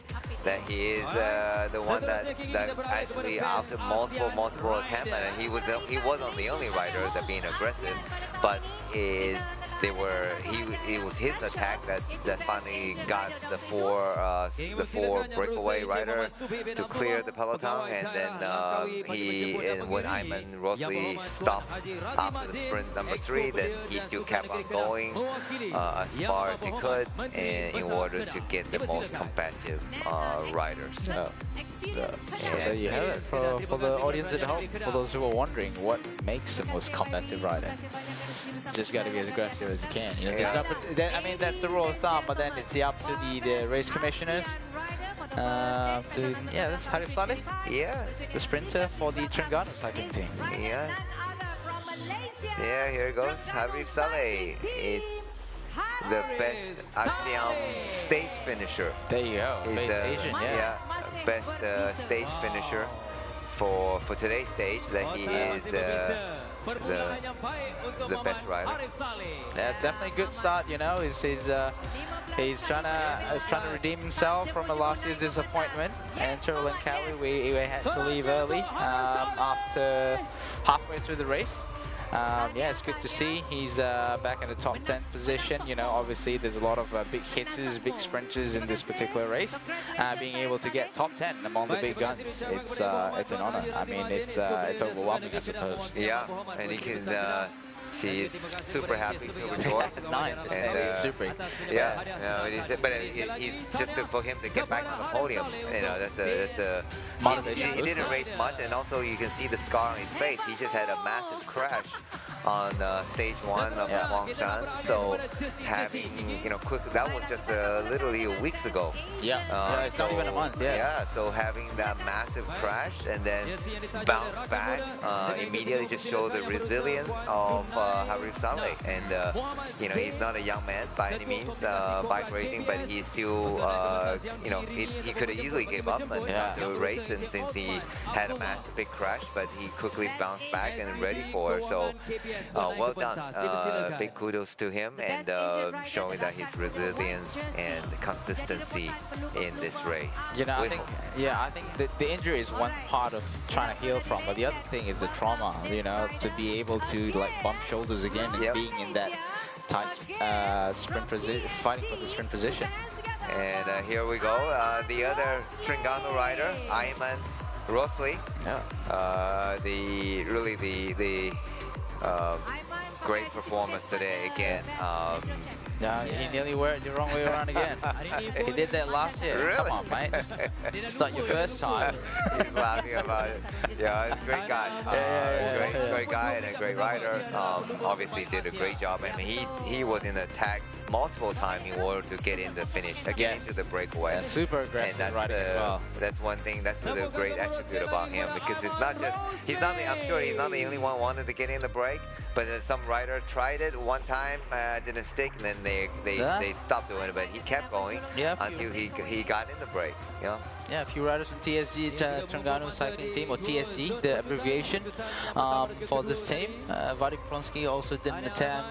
And a few multiple riders. Matthias was in attempt. Matthias, multiple guys in attempt. And he's now he's taking the white jersey right now, and then also second in the general classification. That's pretty good, isn't it? GC. Yeah, I think it's the first time a Malaysian rider is so high in the GC general classification. Yeah, it's good on him. Well done by the Terengganu Cycling Team in their home race. He's just a great guy, great rider. So 2 podium. Yep, 2 podium for Terengganu. That's good. It's a great job by the home team in their biggest home race. Yeah. And it's so happy to see that the Malaysians are well represented in the Tour de Langkawi. Yeah, you can see Sharon there, just underneath, just in front of the podium. Just trying to take some photos and create some content for Terengganu Cycling Team Instagram page. Sponsored by Bubbles 02. All right, let's welcome this rider up on stage from St. George. Here's KOM, worthy KOM winner of today. It was,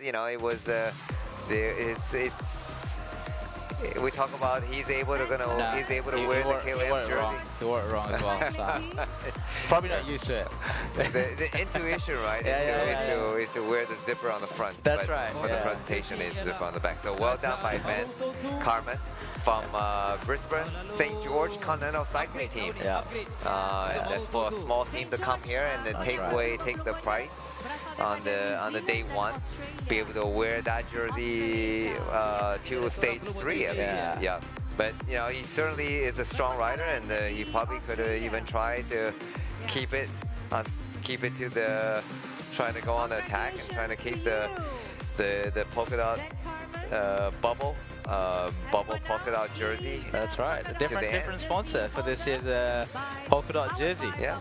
Last year was the Tourism Malaysia. Yeah. So this year is Bubbles 02. Bubble 02, right? The oxygenated water. Yep, oxygenated water, a little bit more oxygenated water. So that's what they're getting from the neutral surface. So yeah, so it's probably better than whatever plain water they have in their bottle. Yep, bottle too. More oxygen, that's what you need. So here it is, Ben Carmen from St. George Continental Cycling Team. Just the rider. Yep, Just there you you, go. Ben. Just you. Good on you, Ben. Nice one. Say bye-bye. Yeah, so on the Pardas bike, on a Magine group set, yeah, you just need to know how to race. Yeah, he timed it well. I think he really timed it well. And when the breakaway, he went in pretty early. He probably knows he has a good engine, but he probably doesn't have the fastest sprint or the fastest climb. But he timed it well when Peloton stood up just a little bit, and he launched the attack, and then he had the good power to keep all the way. He had to do it solo for a couple kilometers in order to get to that. Yeah. I think just 8-10 kilometers he had to go. 8-10 kilometers. It's hot when you have a very aggressively chasing Peloton. Yeah. The amount of water you have to push for 10 kilometers just to be there. It's a lot. And here we go. The presentation for the overall leader jersey. Oh, there's a points jersey first. Yeah, apology. Points jersey first before the leader. Hey, you know how to wear the jersey. He's done it many times. He's done it many times. He's probably happy. Like, hey, I know this jersey. I got it last year. Yeah, but it's just different teams. Different print in front. Last year was JCL Ukyo. This year is XDS Astana. KBS. That's the Malaysian Sports Council? So that's the Ministry of Youth and Sports. Youth and Sports. Ministry of Youth and Sports. Basically, the main, I guess the organizer, all right? So the whole PETRONAS Langkawi is under the wing of Ministry of Sports and Youth, which is being run, organized by the Sports Council. Just to see that he took a big, like a sigh of relief that he took a deep breath and then just exhale, and it's probably like, okay, well, part of job one done. And I need to get my one stage win. That he was definitely the clear. He was definitely fast. It's obviously I don't think anybody else is just gonna give up the fight, but certainly he showed that he came in with a good leg. Sometimes when the sprinter get the first win of the race, then you establish your dominance and the confidence. That's the main thing. The sprinter, the confidence. The confidence, and that certainly plays a huge psychological advantages for himself and also against the other rivals. So and then it certainly it's a good reward for his teammate as well. So to continue work harder for the next few stages. So that is certainly so I think that's why I took a big sigh of relief. Job done, part one done. So that obviously set up a good fight. But we certainly hope Uno X, who had a clear target of getting the 100th win. So there's still going to be multiple opportunity for Christoph to get his 100th win. But I also think that of a decline. So he's just came back from racing in August. So that's literally like a little over a month ago. That's right. So certainly he wants to come back and try and at least get a stage win. All right. I'm sure. So now it's for the general classification. And so basically you take out the orange and then you go straight back up to the green.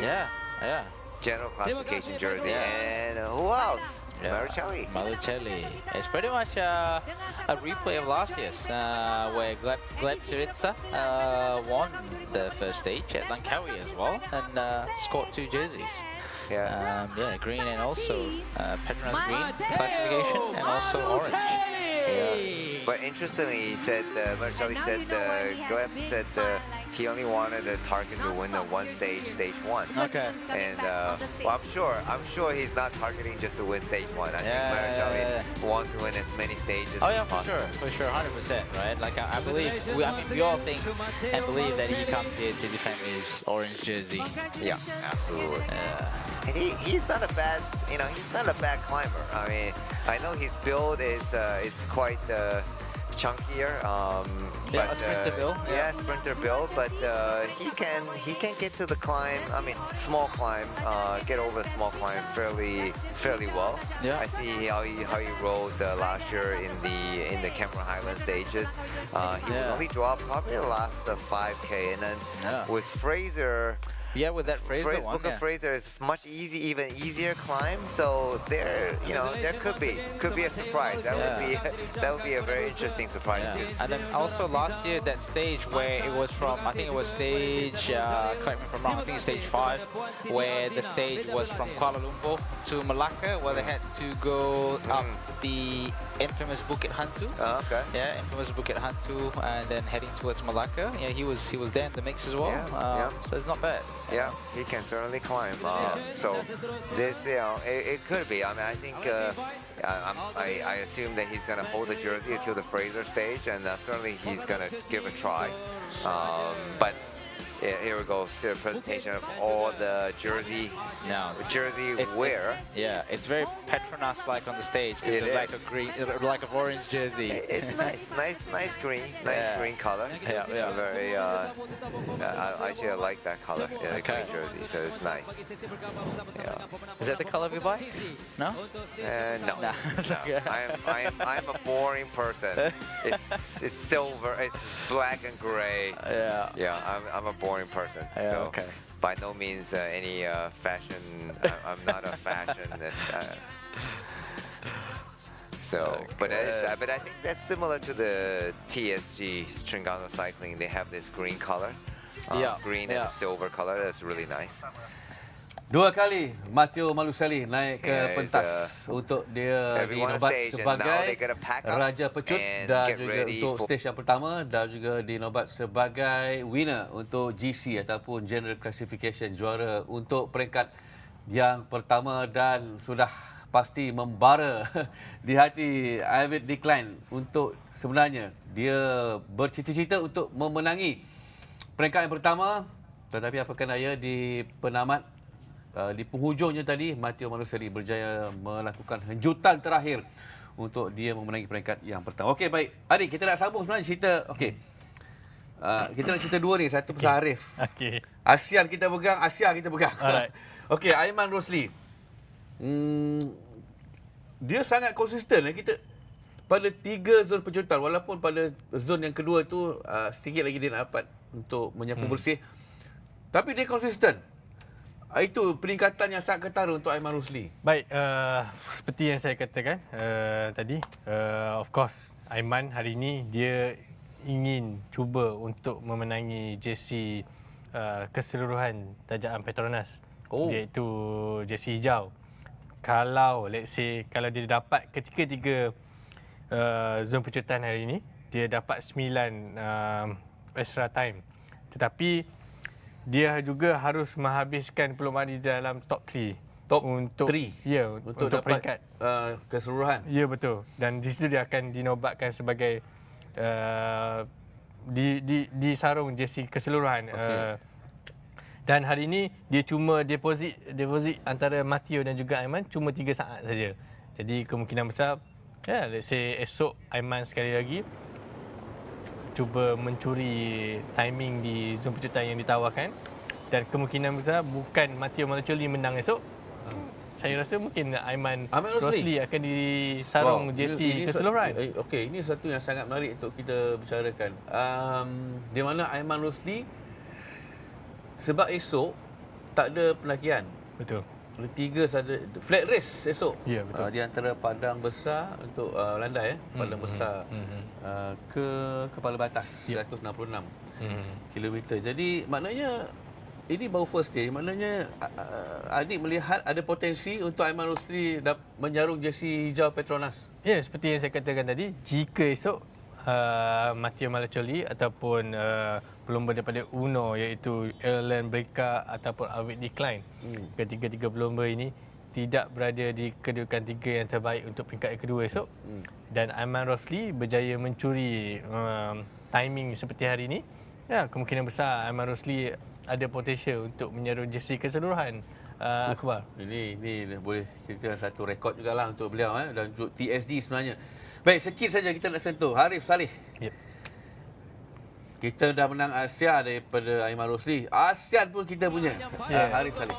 Baik, untuk ASEAN pula, Akbar, ini merupakan kali pertama kita penganjur mengadakan award untuk ASEAN Rider. Ya, sebelum ni cuma ada 4 jersey yang terbaik dan juga most competitive rider. Kali ini penganjur dia ada additional satu lagi awards, ASEAN Best ASEAN Rider. That mean Best ASEAN Rider ni adalah Asia Tenggara punya rider. Antaranya Malaysia, Indonesia, Thailand dan juga Filipina. Jadi hari ini Haris Saleh berjaya menduduki tempat ke-9 keseluruhan untuk peringkat pertama ini dan secara automatik dia dinobatkan sebagai Best ASEAN Rider untuk hari ini peringkat pertama. Okey, baik. Jadi maknanya TSG ada 2 rider lah naik ke podium hari ini. Okey. Matteo Malusali. Dia daripada permulaan kekal dalam peloton. Sampailah dah nak hampir sampai ke kuah tu baru kat situ tim Astana ni mula meraka strategi untuk membuka ruang kepada Malusali. Tapi kita tengok tadi pada finishing tu kita nampak David Declan, kita nampak Alexander Kristoff juga sebenarnya ada dalam kelompok itu untuk menang. Betul. Tapi beberapa meter sebelum menuju garis penamat untuk Malusali. Baik, kalau kita lihat daripada gambaran udara sebentar tadi, Aaron Gate daripada pasukan Astana, dia membawa Matteo Malusali berada di kedudukan yang terbaik di last 300 meter yang terakhir. Aaron Gate? Okay. Ya, betul. Daripada pasukan Astana. Dan di situ kita boleh lihat sebenarnya hari ini Alan Belka daripada UNO harus jadi lead up untuk Alexander Kristoff. Dia juga menyatakan dia jadi lead up. Tetapi hari ini Alexander Kristoff berjaya menduduki tempat ke-5 saja hari ini.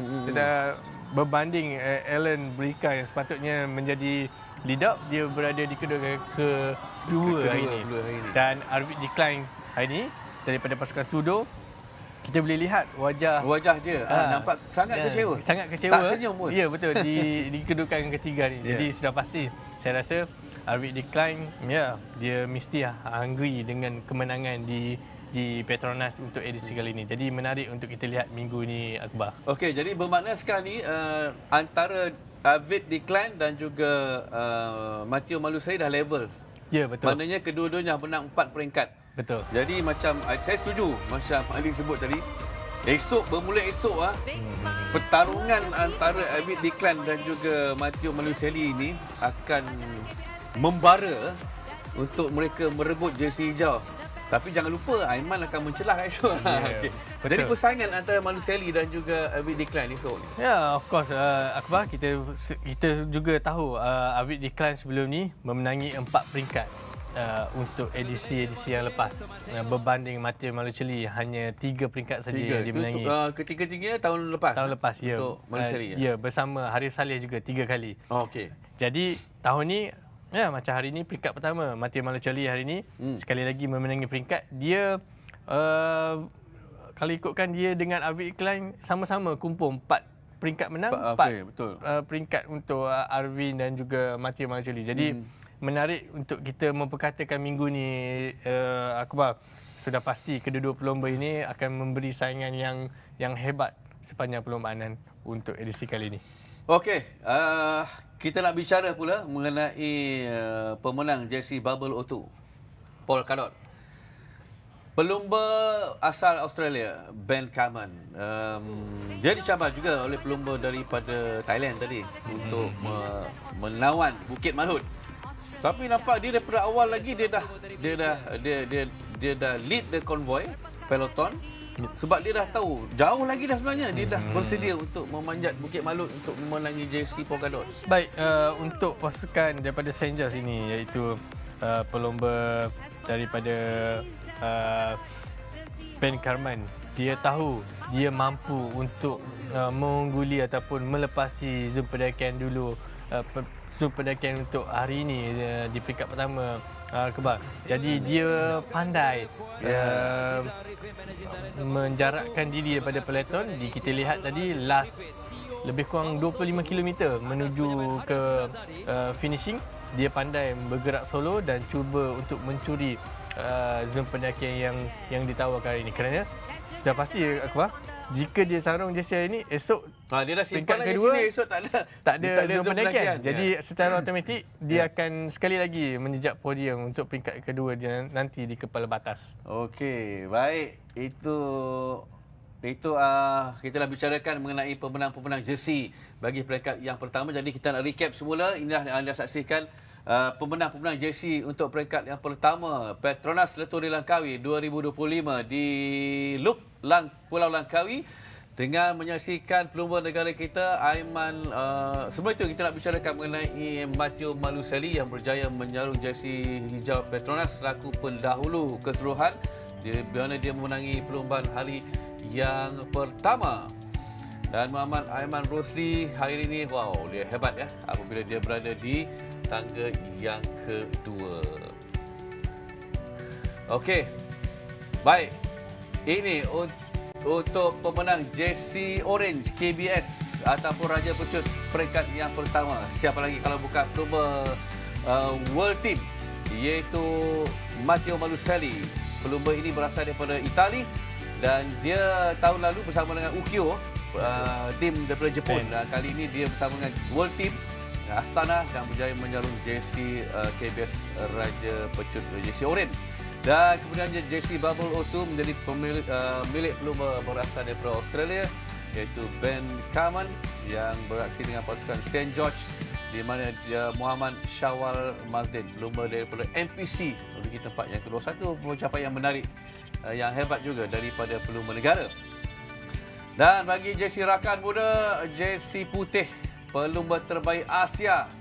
Siapa lagi kalau bukan? Kalau kita tengok tadi bagaimana Aiman Rosli mengungguli dua zon pecutan, zon pertama dan juga zon yang ketiga. Baik. Puas hati? Anik untuk first stage? Ya. Of course, apa yang kita lihat sepanjang perlombaan di Langkawi Loop hari ini, ya, kita pun ada podium pelumba tempatan kita, antaranya Harif dan juga Aiman, dan juga menarik juga untuk kita lihat untuk baki 7 peringkat yang akan datang nanti Akbar. Jadi kita harap pelumba-pelumba tempatan yang lain mungkin mampu memberi saingan dan juga mampu berada di podium seperti Harif dan juga Aiman. Saya setuju. Sebab hari pertama kita dah nampak. Betul. Kita dah nampak dah pelumba Malaysia. Aiman Rosli, of course, dia sangat menonjol. Arif Saleh dan juga ada pelumba daripada NPC juga sudah menunjukkan, sudah menonjolkan diri. Kita harapkan bermula esok pelumba-pelumba Malaysia ini akan dapat untuk terus memberikan persembahan yang terbaik untuk baki 7 lagi peringkat perlombaan. Okey, baik. Cerita pasal cavalcade. Mungkin ramai nak tahu cavalcade ni pergi mana hari ni. Tak nampak pun cavalcade. Okey, kita lihat laporannya. Semalam Lily Hamzah dah pun mendapatkan liputan mengenai cavalcade yang sangat menarik, warna-warni. Yang itu dinantikan sebenarnya oleh peminat-peminat juga. Okey, kita bersama dengan Lily Hamzah untuk laporan mengenai cavalcade.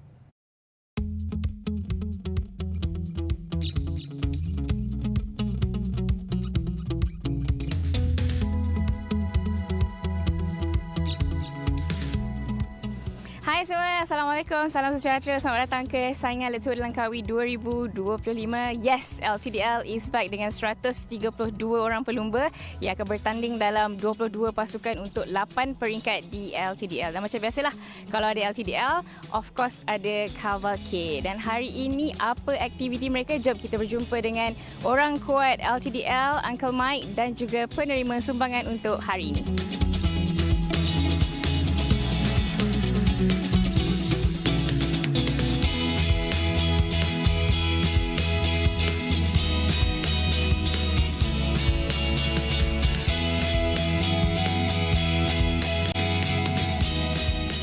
Okey, Cik Hamizan hari ini menerima sumbangan prihatin daripada tim Cavalcade. Mungkin ada apa-apa yang nak dikatakan kepada lembaga perindustrian Nanas Malaysia dan juga tim Cavalcade? Pertama kali saya ucap terima kasih kepada lembaga Nanas Malaysia lah. So semangat ini bermakna lah bagi keluarga saya. Saya berterima kasih banyak-banyak lah. Apa yang diterima hari ini kalau boleh kongsikan? Banyak benda yang dia bagilah, Milo lah apalah. tak buka lagi dalam tu lah, boleh lah.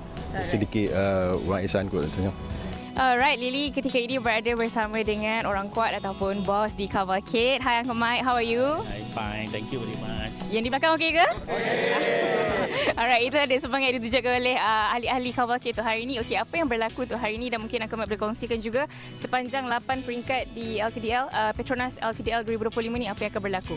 Okey, sepanjang 8 stage ni, jangan lupa kita akan ada sorakan kampung, ada sorakan sekolah, di mana kita akan berhenti dan kita akan memberi semua goodie-goodies daripada semua penaja-penaja yang ada dalam PETRONAS Le Tour di Langkawi. Nantikan kita di sepanjang laluan semua.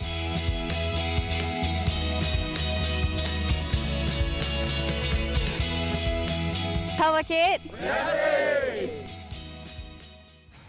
Terima kasih. Itu dia Lily dan juga Uncle Mike dan juga tim Cavalcade. Memang meriah. Jadi jangan lupa esok sebenarnya ada souvenir yang dibawakan oleh kereta-kereta Cavalcade ni. Jadi anda boleh kata Uncle Mike lah yang saya dengar, anda boleh pergi kat kereta tu, jangan malu-malu kerana ada banyak cenderahati ataupun souvenir yang diserahkan, akan diberikan secara percuma kepada penonton-penonton yang berada di lokasi-lokasi tertentu. Dan jangan lupa kepada anda semua, saya pesan, kalau buat muat naik apa-apa posting, tak kira di mana-mana platform media sosial, jangan lupa #BeatTheHeat. Hari ini saya dah buat, tengok IG saya. Okey, baik.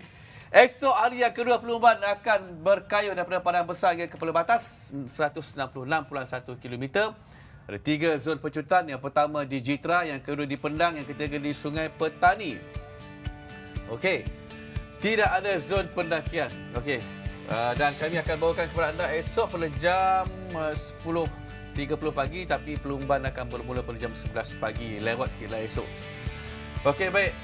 Apa yang your expectation? Okey, tahun lepas Arau Kepala Batas untuk second stage dimenangi Matteo Maluselli. Yep. Tahun ini daripada Padang Besar sampai ke Kepala Batas.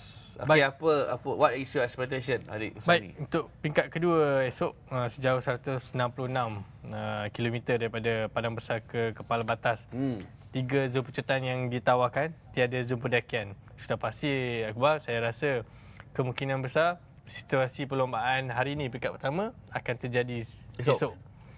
Tapi apa-apa pun akan terjadi sebab hari ini 96 km je. Esok 166. Jadi lagi jauh. Hari ini kita ambil masa lebih kurang 2 jam perlombaan. Betul. Kemungkinan besar esok saya rasa dekat saya dalam 3-4 jam. Okey. Jadi mungkin esok kita tengok forecast juga, cuaca tidak begitu baik seperti esok. hari ini. Ya betul, hujan, kemungkinan besar hujan. Wow. Tapi kita harap ada perubahan yang berlaku. Kalau lagi cuaca okey, panas lagi best untuk kita lihat Akbar. Jadi apakah tak boleh nak agak lagi Matteo Maluselli, David Declan, Alexander Christoph, Aiman Rosli belum tak boleh nak agak. Seperti yang kita nak expect, perlombaan untuk edisi 29 ni kebiasaannya akan habis bunch sprint.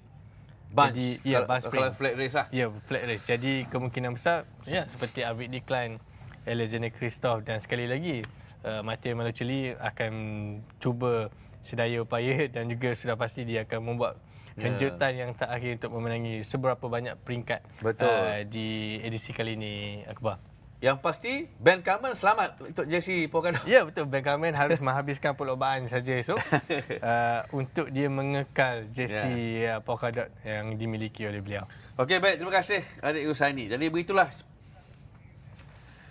cerita hari yang pertama PETRONAS Le Tour de Langkawi 2025. Perseteruan yang sangat-sangat berapi di antara Matteo Maluselli dan juga David Declan. Tapi jangan lupa, kerana ada strategi baru yang bakal dilakar oleh Alexander Christoph, legenda yang telah pun memenangi 4 peringkat perlombaan di Tour de France, iaitu Grand Tour. Baik, Dan kita harapkan esok akan lebih hebat penampilan pelumba-pelumba daripada Malaysia. Jangan lupa kepada anda semua untuk mengikuti secara langsung sama ada di Astro Arena 801-802 mahupun di platform media sosial Facebook dan juga di YouTube MSN dan juga LTDL. Jangan lupa hashtag Beat the Hit. Saya Akbar Asari mengundur diri. PETRONAS Letua di Langkawi 2025. Kita jumpa esok. Assalamualaikum.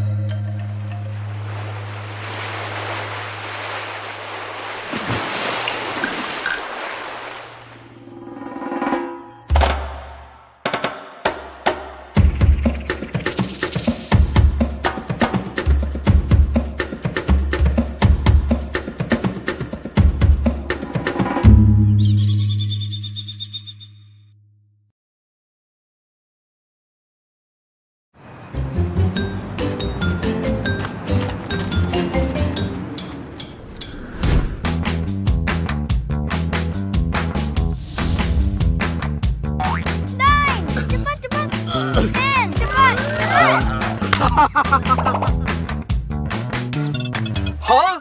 Buat apa tu? Wah.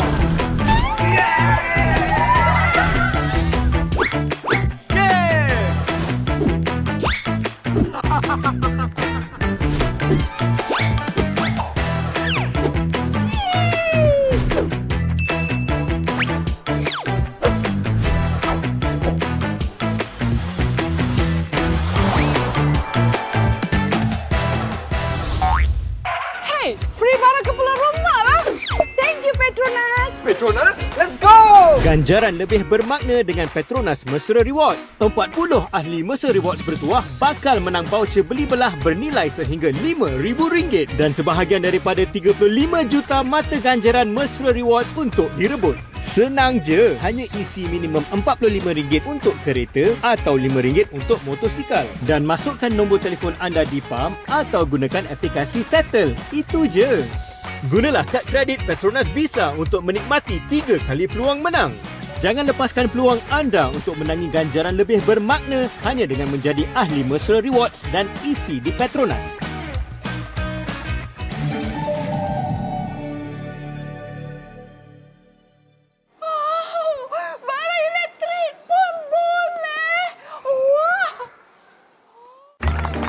Do you know my papa? He loves helping people. Always makes mama smile.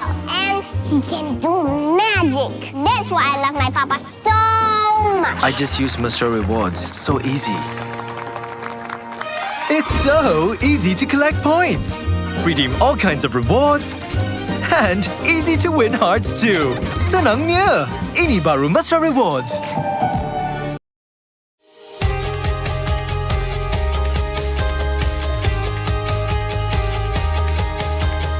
From the first pedal stroke to the final sprint, fueled by Bubbles O2, Malaysia's only naturally oxygenated mineral water. Rising beyond boundaries. Together we ride, together we conquer. Bubbles O2, empowering champions.